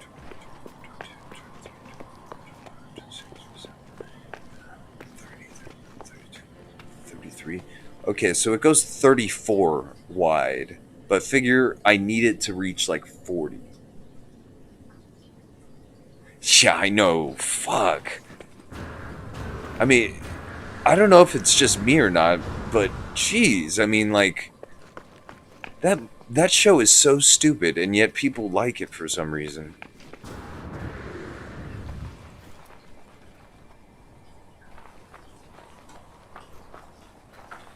Alright, and then I'll just cover the rest of that down there in, like, walls or something like that, or I'll make, like, a nice, pretty base underneath it, you know? But that'll actually give me room to build out the passages and stuff like that, and then I'll cover it up on the sides. But okay, so let's see. That is going. I guess we should do a run to any type of sales terminal and see what we can get.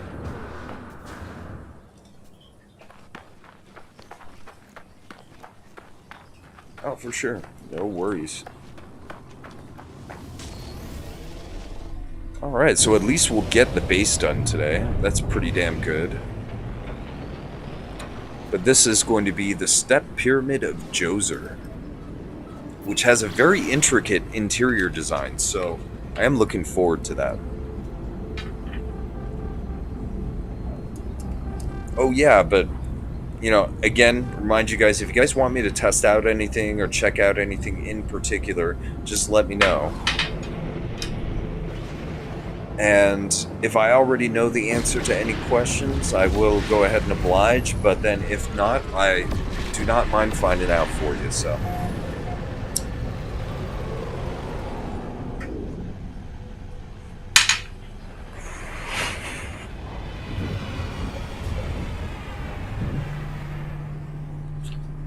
Alright, so we got 25 hours left on that.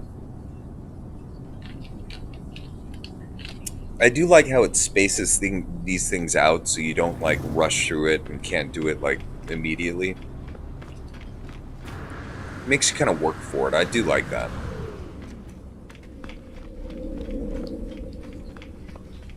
Alright, so let's see how much they got. Ooh, they got a good amount. I'll take it. No free inventory. I could probably fit like a flat 3,000. No free slots in Huh. ship inventory. You know what then? My exosuit. No free slots in suit inventory. The hell? I should have more than enough. Each of these fits 1,000, so I should have enough in my freighter. Product received. Okay, now it lets me. Okay.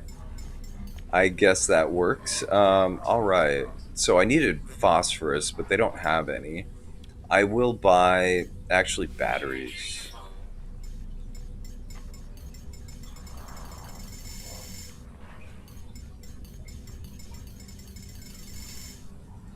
Okay, yeah. Inventory full. What the hell? Okay. This is why.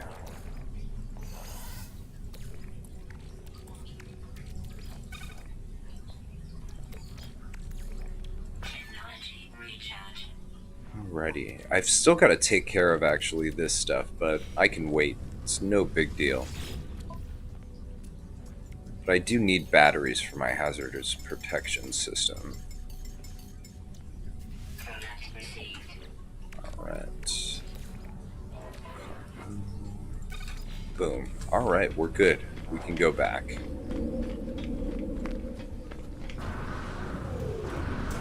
And if I'm lucky, actually, this ship might have a little bit more ferrite dust that I can buy off of them. If they do, that will be quite a help. Technology recharge. Take whatever I can get, really.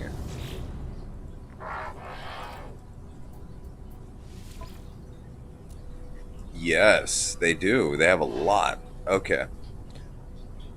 Well, I have, what, enough room for 1,500 inside of my starship.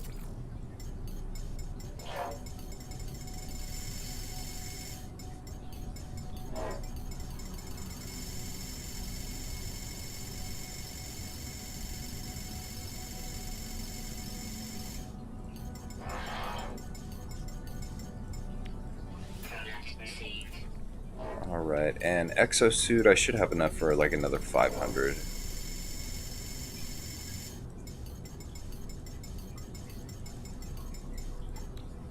Product Cool. received. Alright. That should be enough. I'll probably just top off, though. I'll buy the rest of what he has.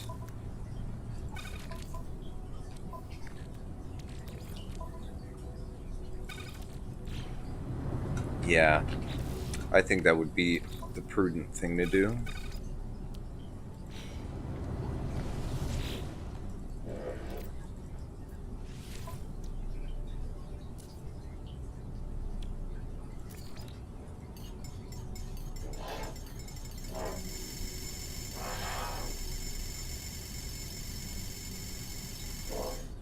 Ooh, almost right on the mark. Received.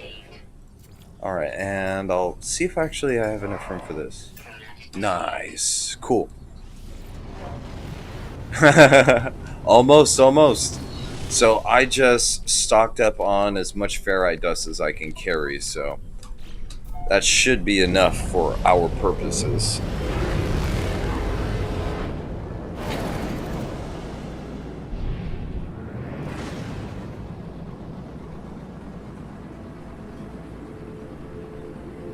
Okay, so where did my base go? It's on one of these planets. There it is. Yeah, there's like no way I'm gonna be running out of ferrite dust again. Phew, jeez. I do need some room though, pretty damn soon.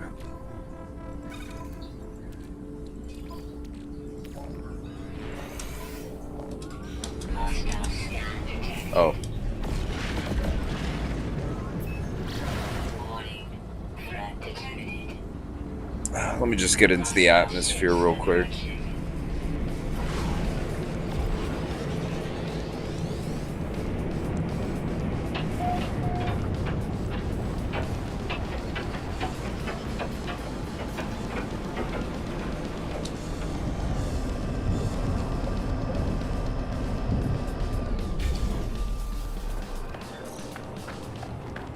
Alright, we're back!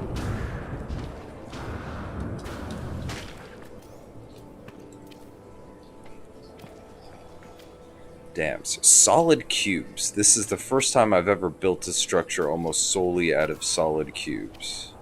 So this will be a first for me.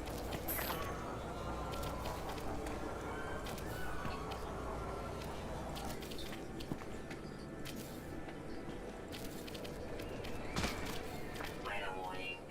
Incoming storm. Whoops, didn't mean to build you. Alright. So we got another storm coming in. Fantastic. I guess let's get this building faster then.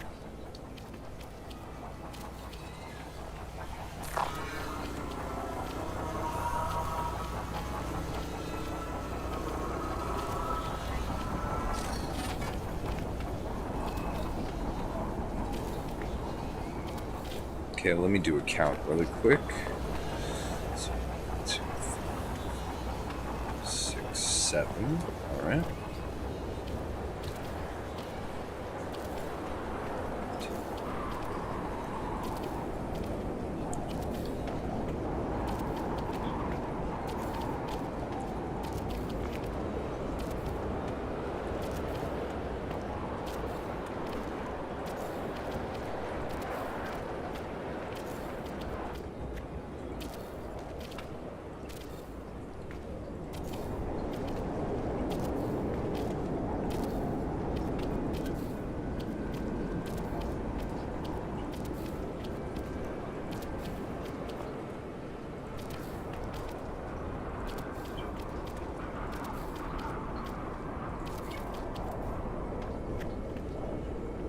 Okay.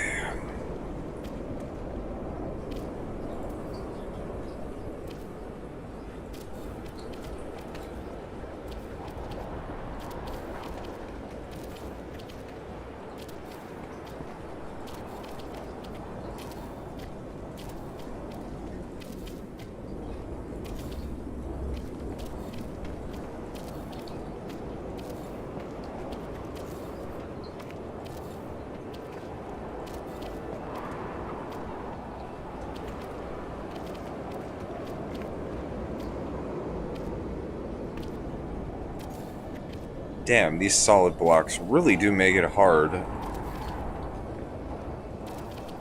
to build without obstructing your view unless you're at the exact right angle.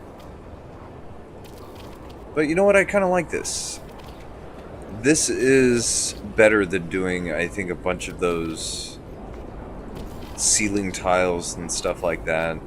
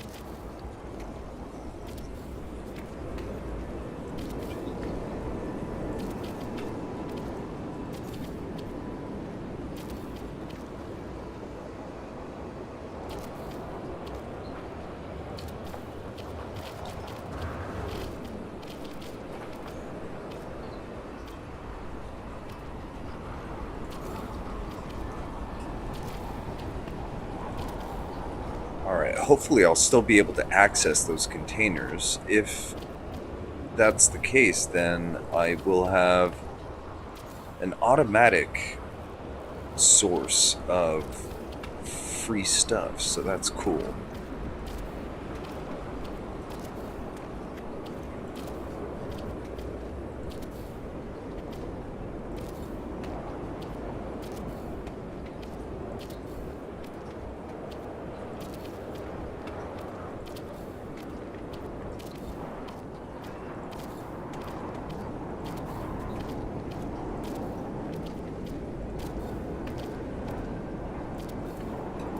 Right, let me just check this real quick.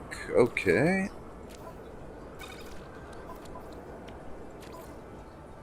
So, as I thought, I'm chewing through resources like crazy.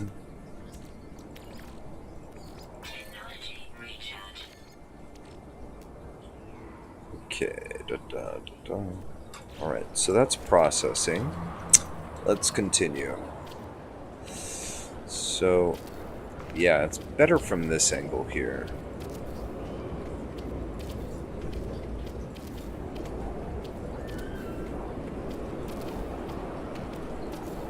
Weather update. Storm clearing. Alright, good. Storm is clearing. That'll at least help with visibility a little bit. Just adjust my seat real quick. Okay. So, let's see, we got one there. Alright. It completely covers it right there, so I don't have to worry about building another there. I do have to just be mindful of exactly how many I kind of want to cheat my way out of not building, by being underneath the corner right there.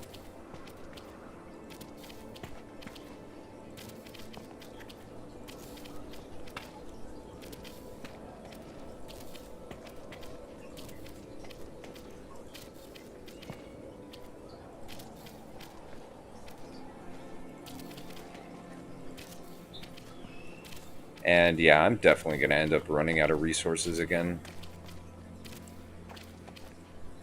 Even though these aren't that expensive, they're only 20 each. I mean, it's amazing how fast we're going through this.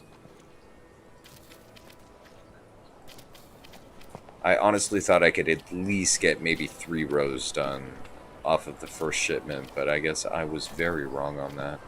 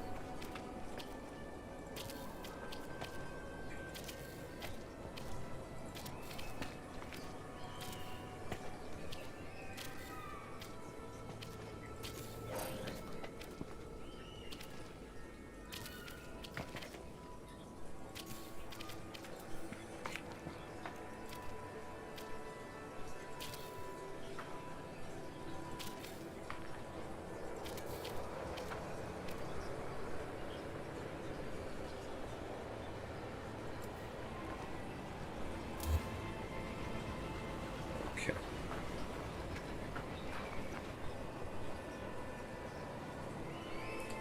Wait, okay.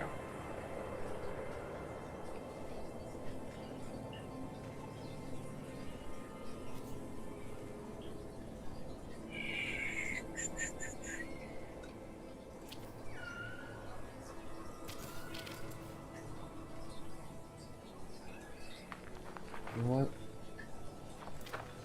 I was right to put that there.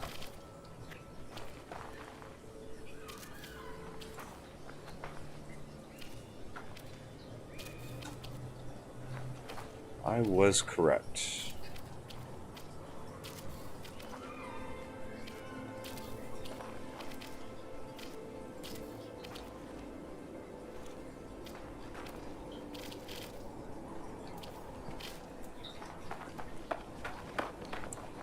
Yeah, that is the outer edge, so Incoming storm. alrighty.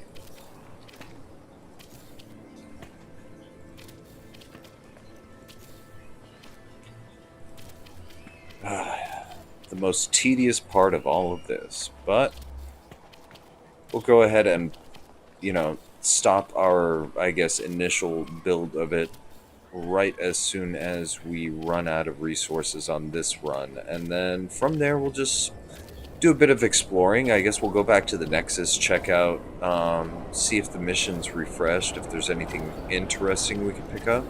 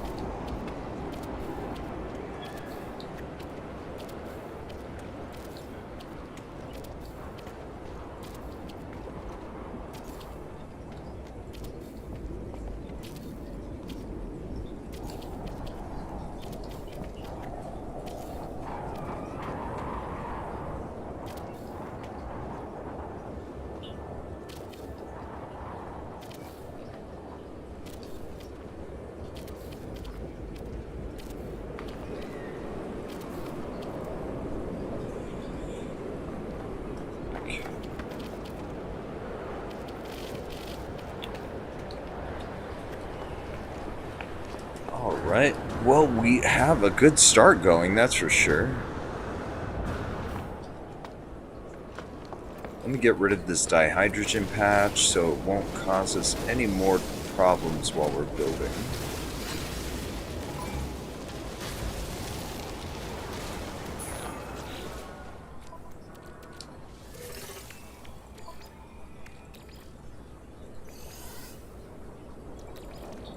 Technology recharge.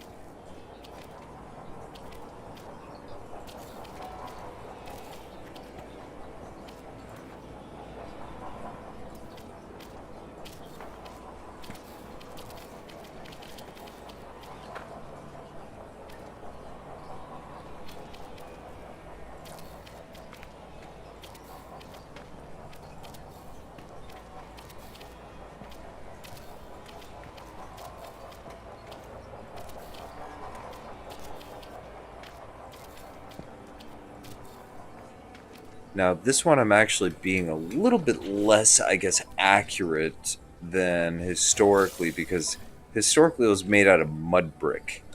I don't know really how I can duplicate mud brick in this game, so yeah, we're using this.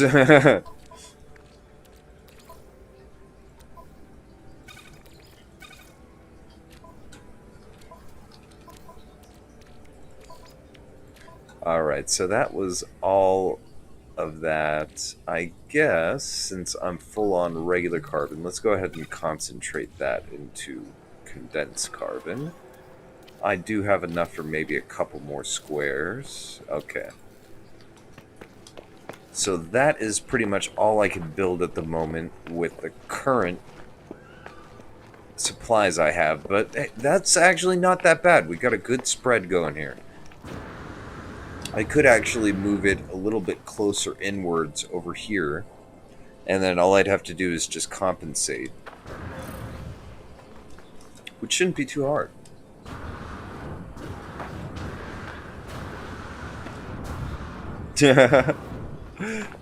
Let's see, I think in this game it's called Fascium. But yeah, unfortunately cannot make bricks out of that.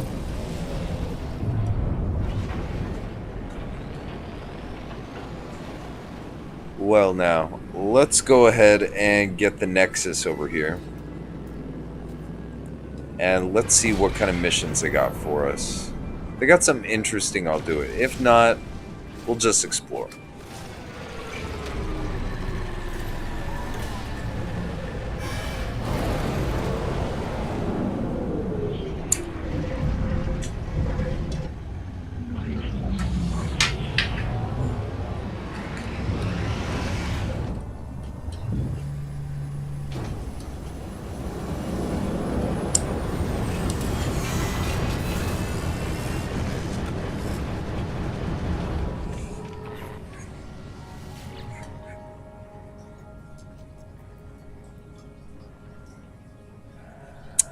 Well,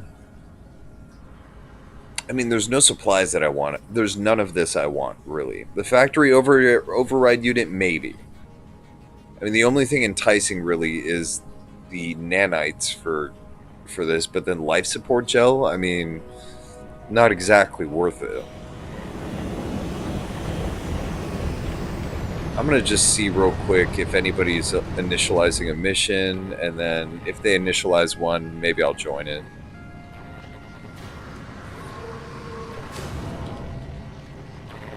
I'll give them a second to go ahead and do that.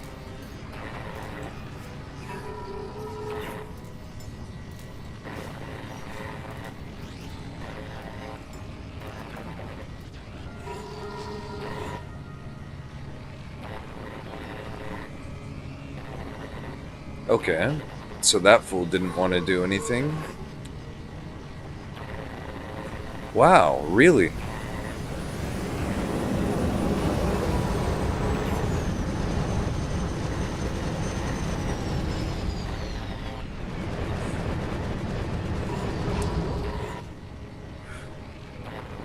It's like, what you doing, just people watching.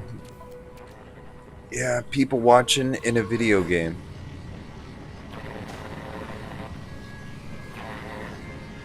Yeah, look at that. Everybody just skips.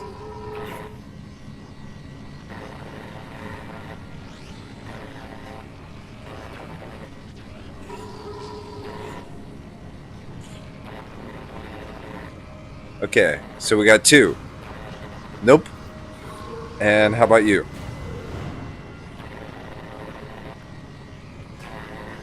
Come on, I know you want to. You're staring at it like you want to. Come on. I know you got a mission, a Quicksilver one that you want. Oh, you. Damn. Seems like nobody wants to play with me.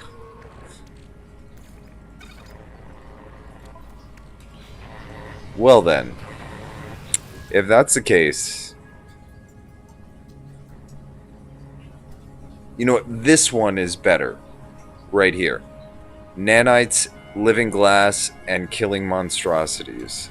That works, okay? You know what? Since none of you assholes wanted to start a mission, I'm gonna go ahead and start one. Did one of you guys want to fucking join this? Or are you just gonna be a bunch of pansies?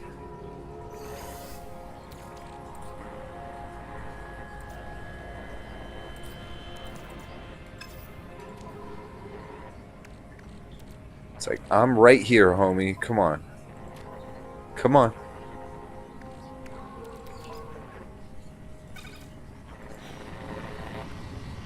See that fool? Look at that. He's just looking.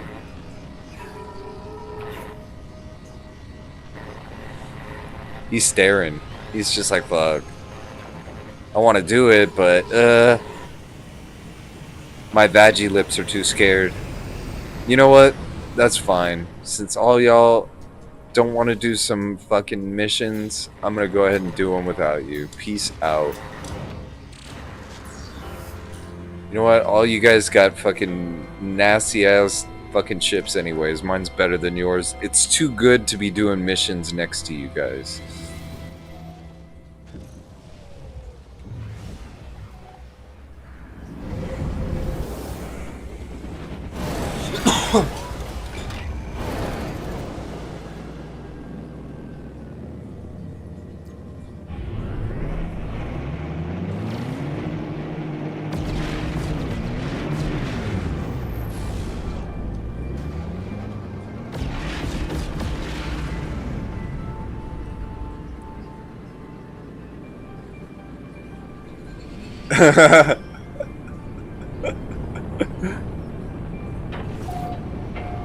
Telling you, man, you gotta be a hater sometimes, you know what I'm saying? You gotta love to hate.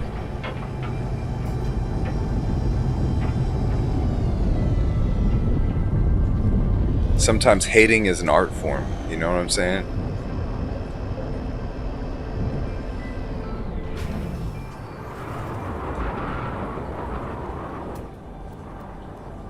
It's like, look at that fool's triangle ass head.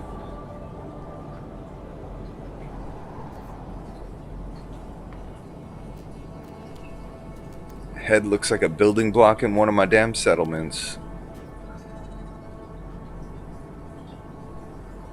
Alright, that one's closer. We'll go ahead and go to that one. And oh wait, what am I doing? I'm totally disregarding the fucking mission. Genius me, right?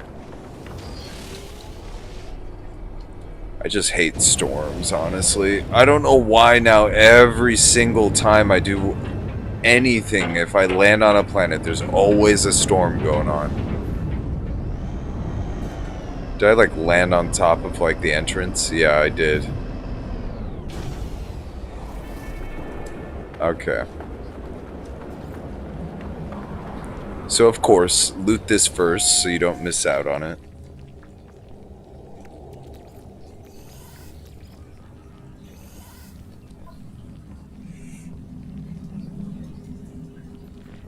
Weather update. Storm clearing.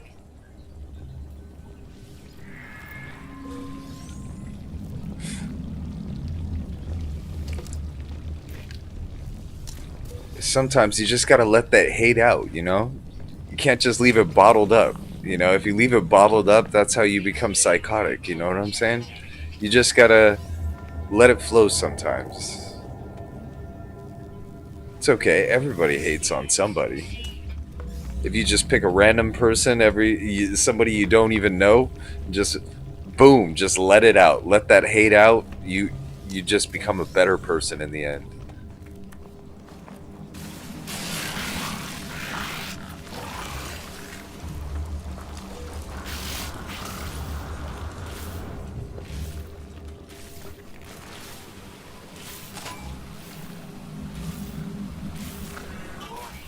Sentinel drone activated.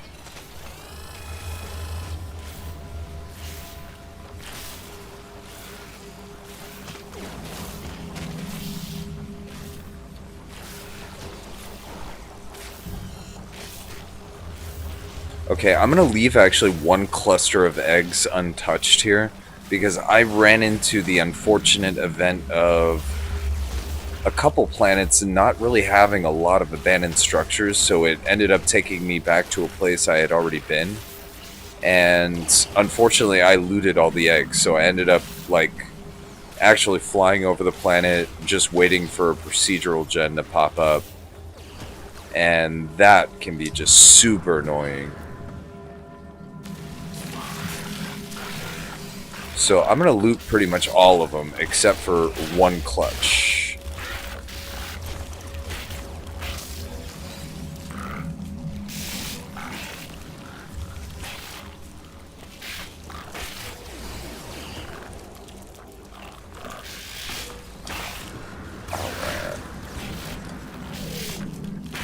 So I'm gonna just go inside, go ahead and check the terminal for the next coordinate set. Yeah, I know, some people just really need to be taken down a notch or two, you know? Some people just feel so, I don't know what it is. I mean, they got that stuck up, you know, that stuck up unlikable quality. Sometimes you just gotta pound them down to the level they belong at, you know? Okay, that's, you know what? I could totally just keep on mining eggs, but yeah, it's cool. I don't really need to at the moment. I've got plenty, as you can see, so let's just take care of it now. Plus, I was just about to run out of inventory space anyways.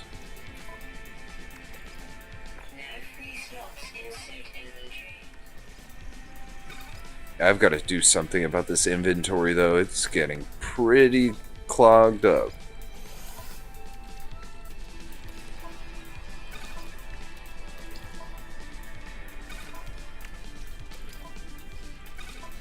Maybe I'll just start putting stuff in my ship.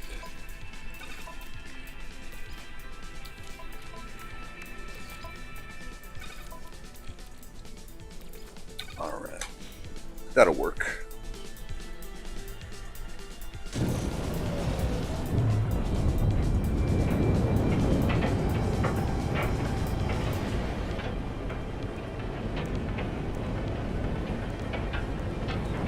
Yeah, but you gotta just love to hate, you know?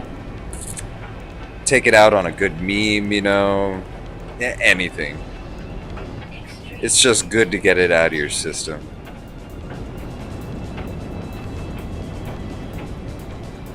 Actually, one of my favorite Chappelle skits is one where he plays like this. He's like a pimp, but he's like a super hater. And yeah, it's just so funny. In fact, there was even an episode, they called it like the haters ball, where all the haters get together and they're just like talking shit to each other. It's hilarious. Back when Charlie Murphy was still alive.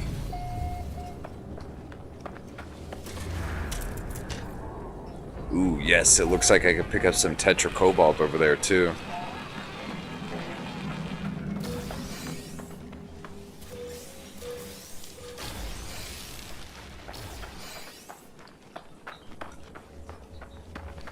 Okay, some predators don't like me over there. That's fine. Alright. So let's loot the containers and the terminal. And then continue. It looks like it's probably going to make us go to 3. So this is number 2.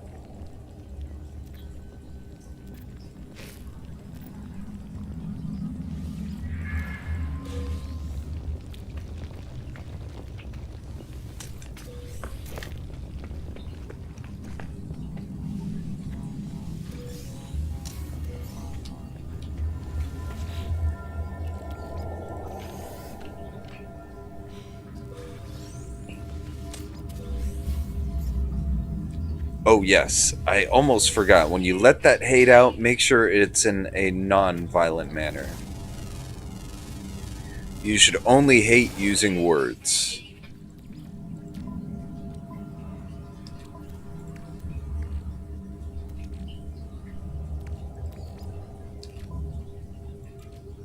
And if you want to know why, it's just the rules. That's just the way that works, baby. In order to be a hater, you just gotta play by the rules. Technology recharge. Technology recharge. Alright, so let's get this bunch. Okay, that one. No bueno. Let's see. There, that's good. Alright. So, the eggs aren't really my main concern, so let's just concentrate on killing the swarm.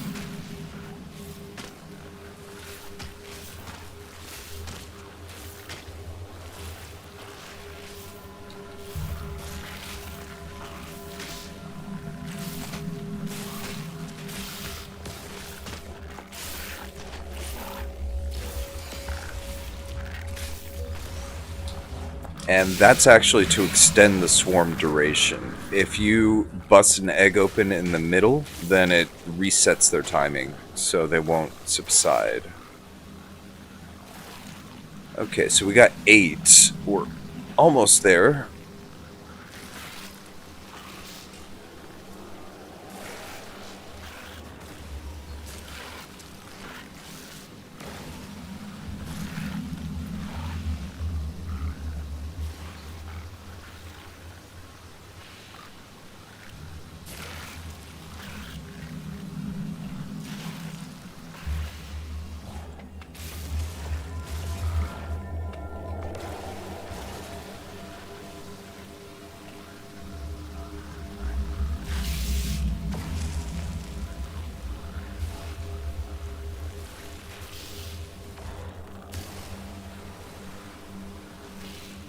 Alright, so we got 19. Alright, I think we can maybe... Yeah, just get, like... Maybe this last group. I will kill this damn thing because it's annoying the hell out of me. Alright, well... Yeah, let's go ahead and bust these open.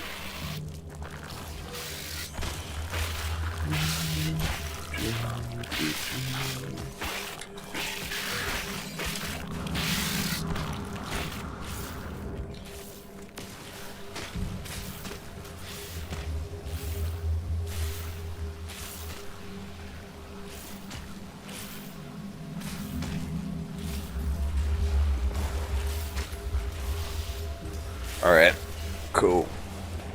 So, next site. And again, I'm going to leave clusters here just in case. You never know. Plus, I don't even think I have room for them, so. Oh, hell yeah. Hell yeah. Incoming storm. Alert. Navigational data received. Inventory full. Technology recharge. Alright, and cargo. Okay. Sorry, this is, of course, the juggling match that it always is.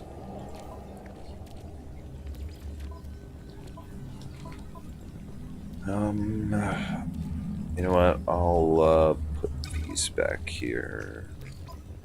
This back here. And tetracobalts. Okay.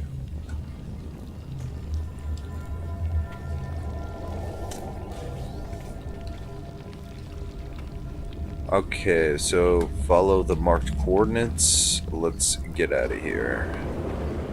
And I'm gonna double check. I don't remember if I actually tagged this. Alright.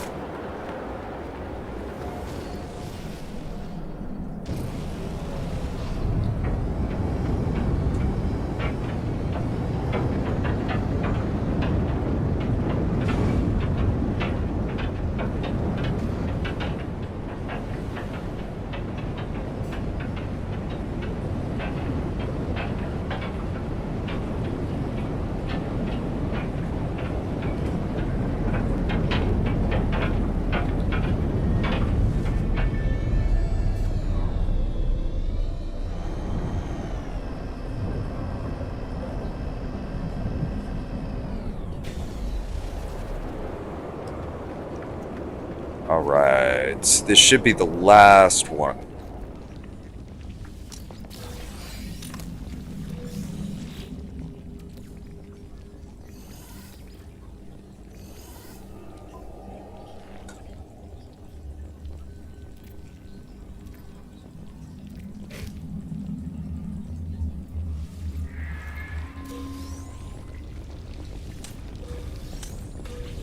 Okay, there's more stuff on the other side, but very quickly, let me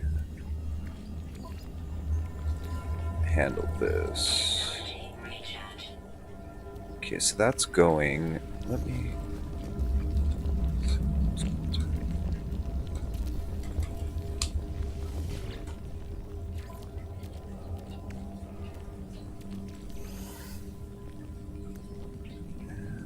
I have a whole ton of feline liver, but whatever, I'll just store that there for now. Okay, that at least frees up some room.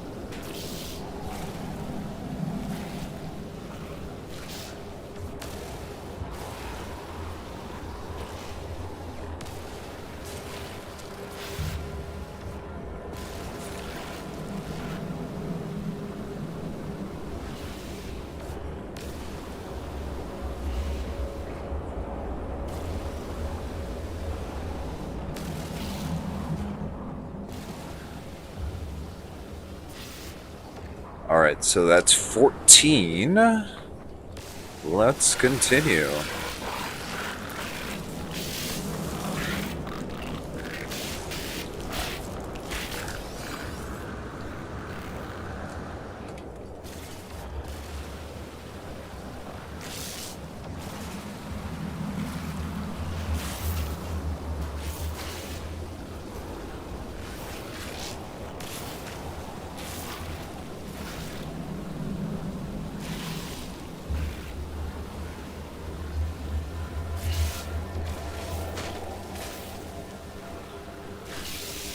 Makes you wish for a galactic-sized can of Raid.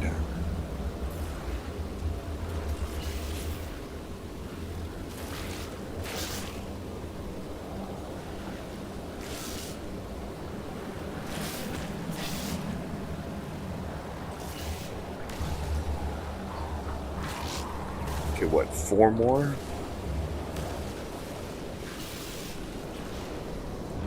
Okay, 2 more.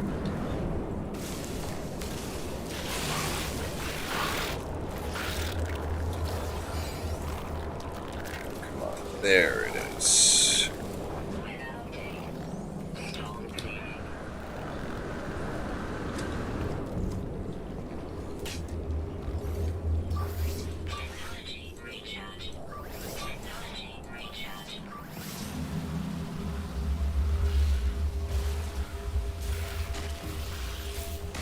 All right.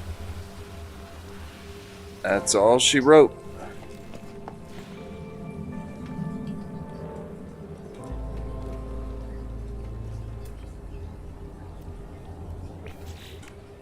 Alright, and we got a ton of swarm eggs off of that, but yeah. I could always get more, but it's cool. I'm not that greedy. Let's just get going.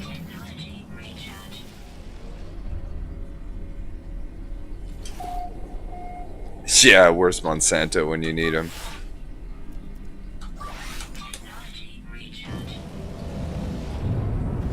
A company that, you know what, is questionably a force of, well, I'd call them a neutral force. They do a lot of damage also.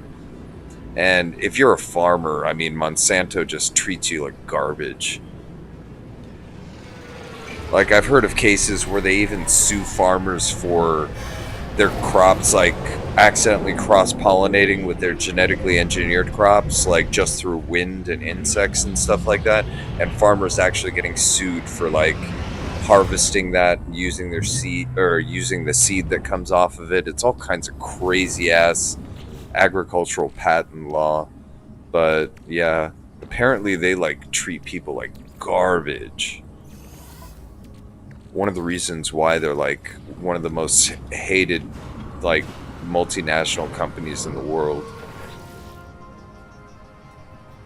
I was so amazed when I first learned about that. Like, damn, who knew the agricultural industry had its tendrils in like everything? Like, my mind was completely blown when I figured out that, you know, like, it's like maybe like 5 to 10 companies worldwide that are supplying you with like all of your food. That's pretty crazy.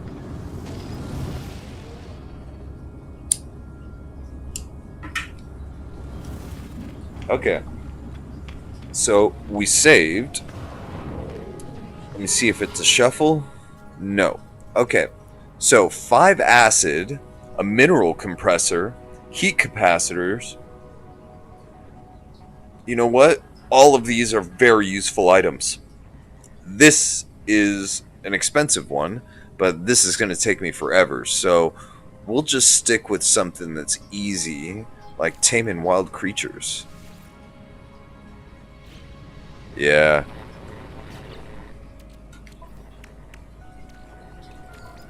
Especially because, like, farmers don't make squat, you know? So, like, big company like that just shitting on them breaks your heart.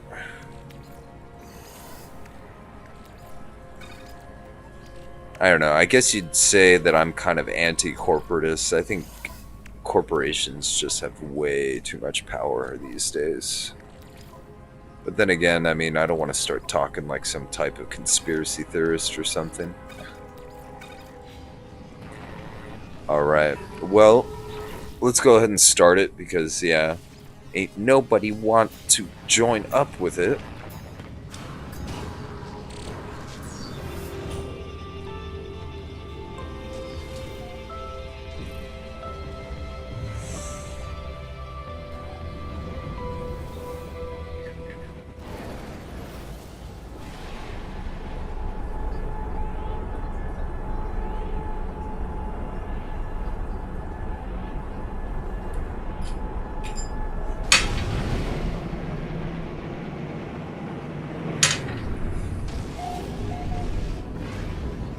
Alright, cool. It sent us to a system we've at least... Well, yep. We were just here, so... Let's see if it sends us to the exact same planet.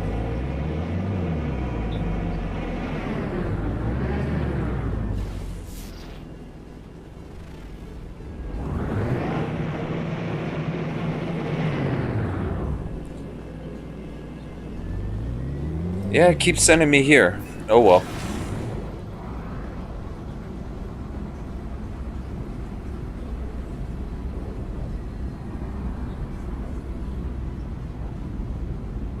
Yeah, I know, totally.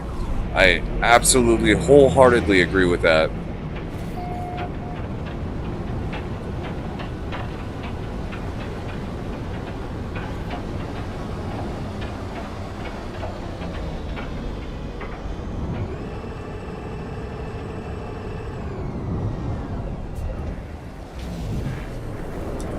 Alright, I just gotta check to see if they sell phosphorus.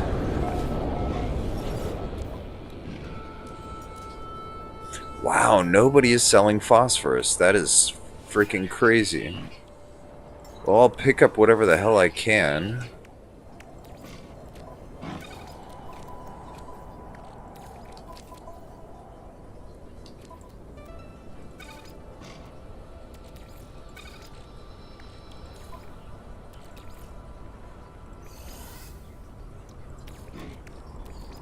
Technology recharge. Okay. Well, let's see if we can tame some animals. Alright. Let's look around. What is around us? We got a minor settlement.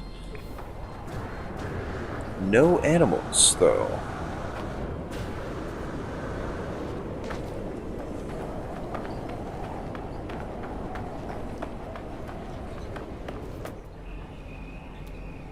There we go. What do you like? Come on. Okay, sweeten compost. We can do that.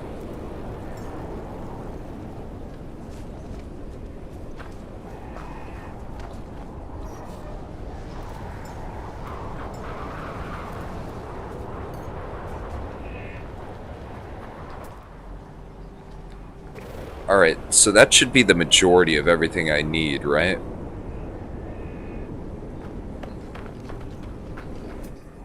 Alright, let's find some more animals.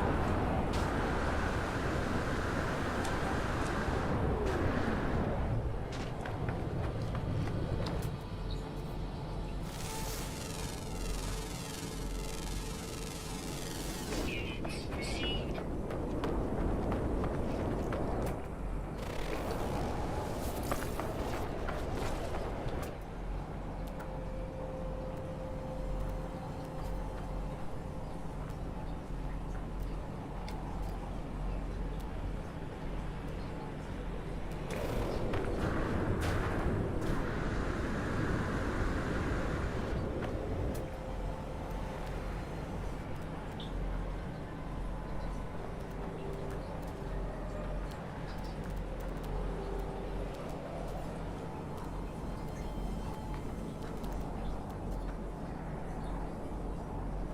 So no animals close by at all.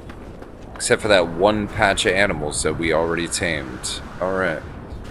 Well, let's continue. We're bound to find some. And to tell you the truth, if there's a phosphorus deposit close to us, I gotta stop and fill up. 700...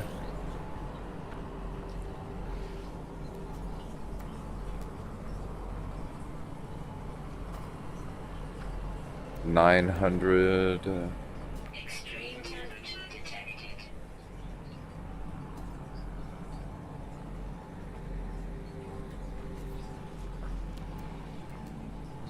Good, alright. We got some more. Okay, and I guess this... Which one was it? 700? I think that was the closest one. Okay, so we'll just head in this direction. And we'll hopefully find some animals on the way. Oh, nice! Okay, either way, I still gotta grab some phosphorus, so let's go.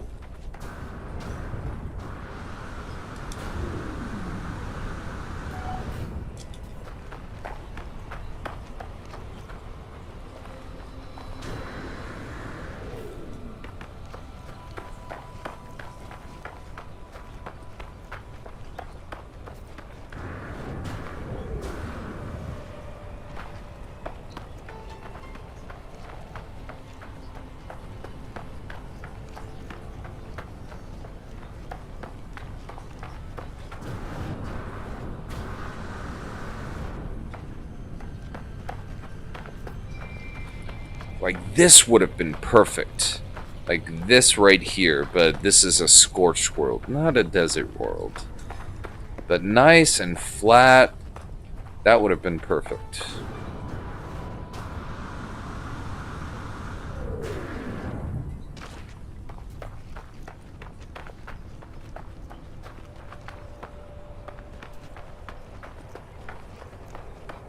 Ah, damn, it's like one of these tiny-ass deposits. Whatever, it's some. I'm completely out, so I just need something.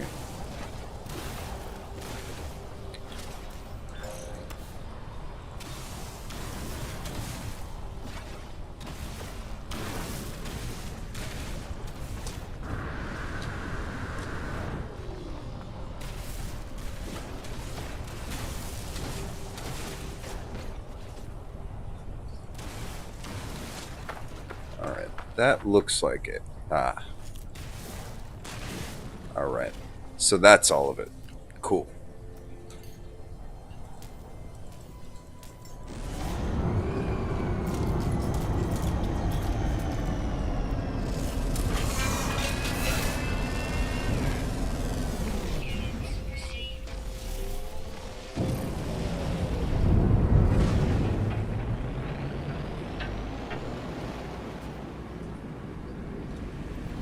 Okay, so was the anomaly in this system? No. Alright. Let's warp it in.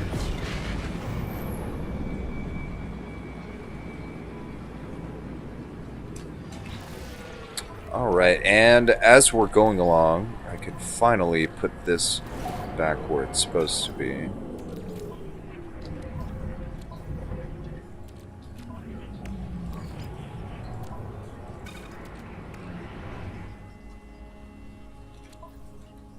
Okay.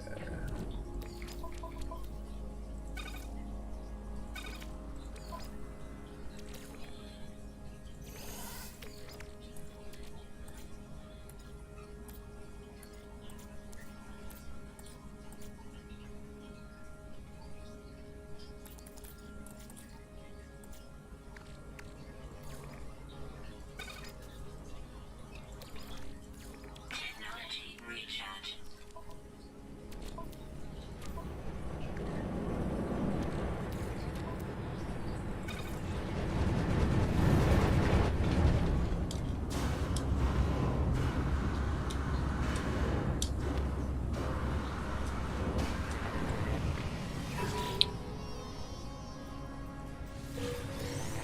Alright, so we got our nanites. Beautiful.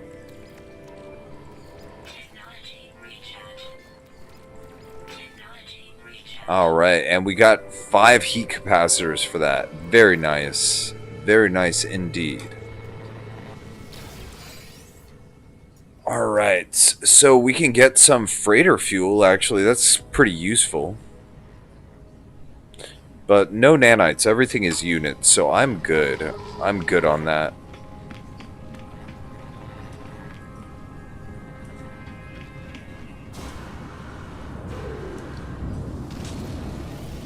So you know what the greatest mystery of No, what is the greatest mystery of No Man's Sky?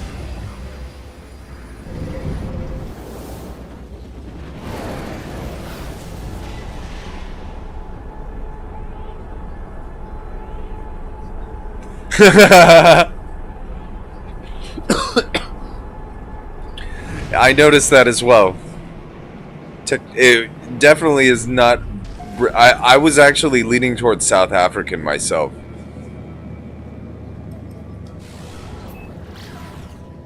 But, to tell you the truth, the way, especially installed, the way that installed is said, it definitely sounds Australian.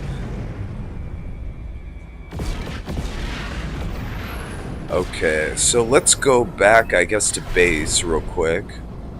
What I'm gonna do is I'll go ahead and build like a small structure that I can at least teleport to and from, that type of thing.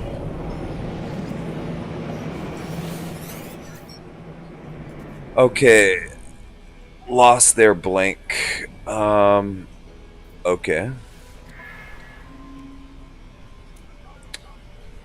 Nothing. Enormous metal cogs. You know what? I'm cool with that, but I will take the residual goop that he's got. I'm always down for nanites.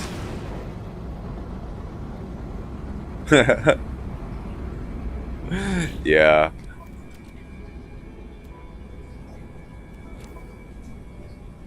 That's a good spot, though. Yeah, that's a good spot on that accent.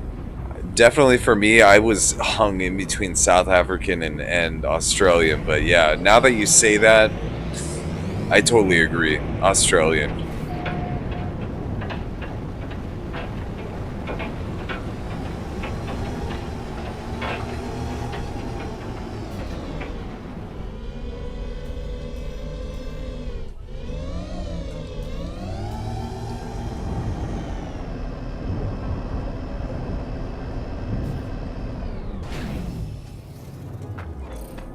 Okay.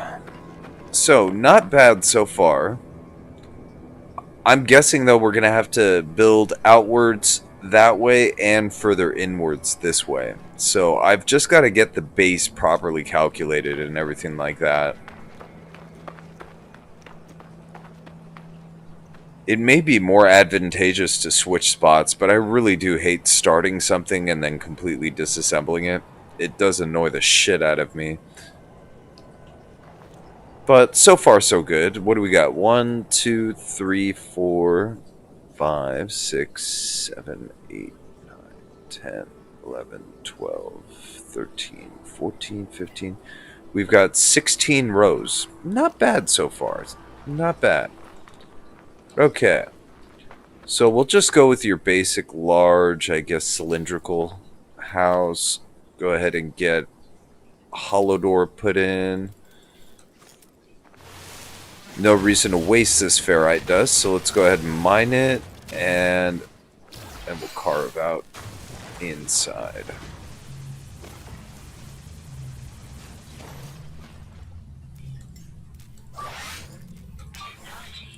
Alright. So now that that is set up, I've just got to check my stock of stuff. What do we got? 14? Okay, that actually should be enough. I just need 2 carbon nanotubes. Product constructed.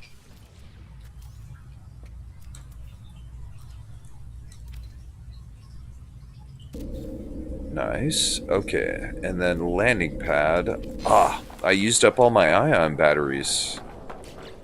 We go ahead and make some, I guess. But again, don't want to pretty much just waste the resources, so let's go ahead and mine it before we build it. Okay. Weather warning. Incoming storm. Alright, that should work good. I just need 2 batteries. So, let's see. Battery. There you are. Product constructed. And, wow, I'm out of microprocessors too? No way. Holy shit, I am. That is amazing. I usually never run out of microprocessors. I guess we can make some, but that's interesting. Looks like I gotta pull one of my stacks out of storage.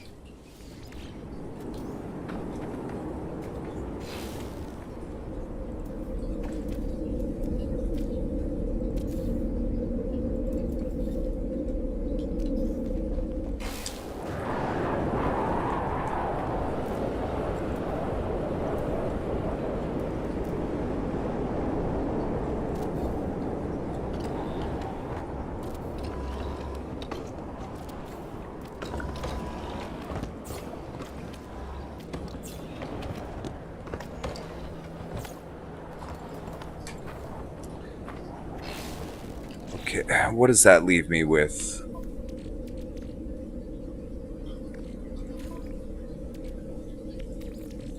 Technology recharge.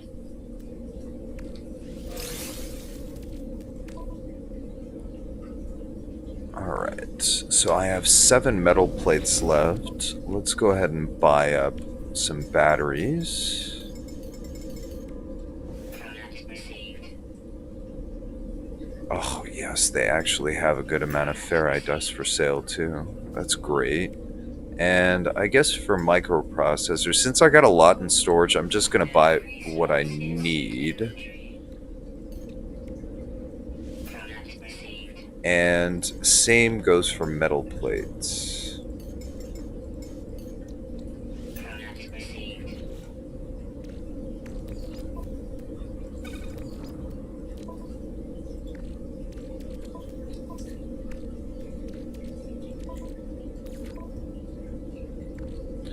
Holy crap.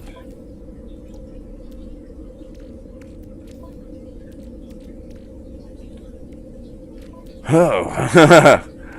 Okay. Let me do some quick thinking. Okay.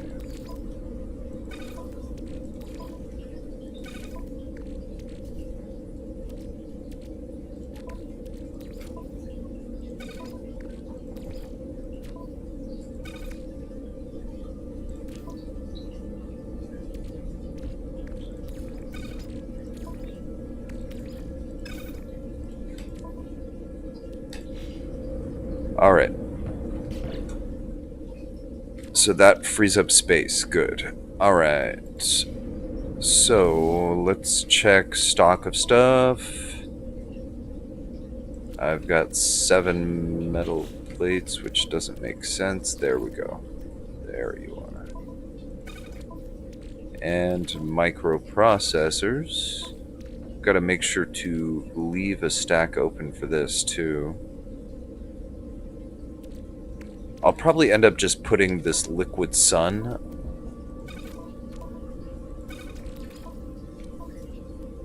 Yeah.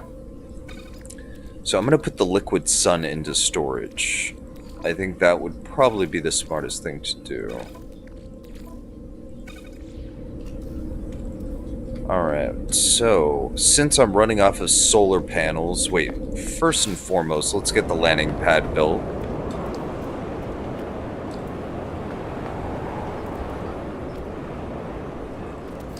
Alright, good enough. Get a door built, good.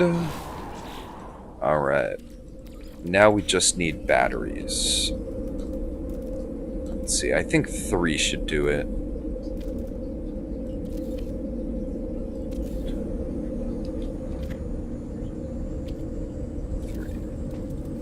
Alright. So that's power, that's the store. That's pretty much the bulk of what we needed, right?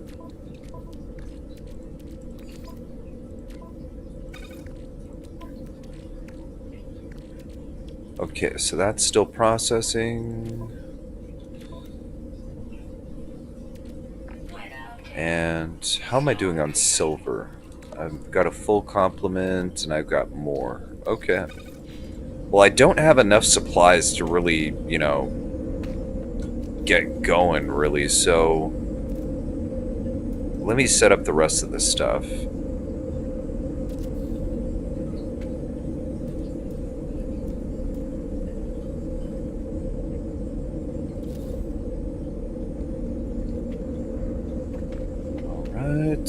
And okay, so I've got the food station, I've got all of that done. Good. I just need a refiner. That's the last thing I need.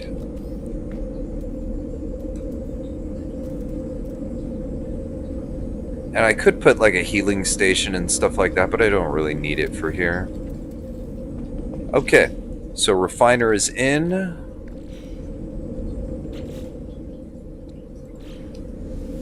Since I'm stopped anyways, let me get rid of this tetracobalt.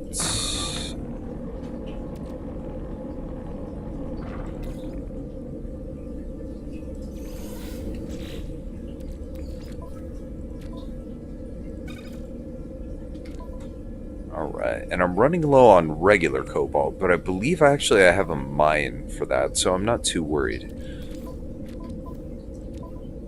Let's fill back up the pyrite, and I'll put I have a very good amount of pyrite, so I'm totally good with that. Let's see, I'm going to put this liquid sun into storage, so let's just drop it back there. And this thing is already out of gas.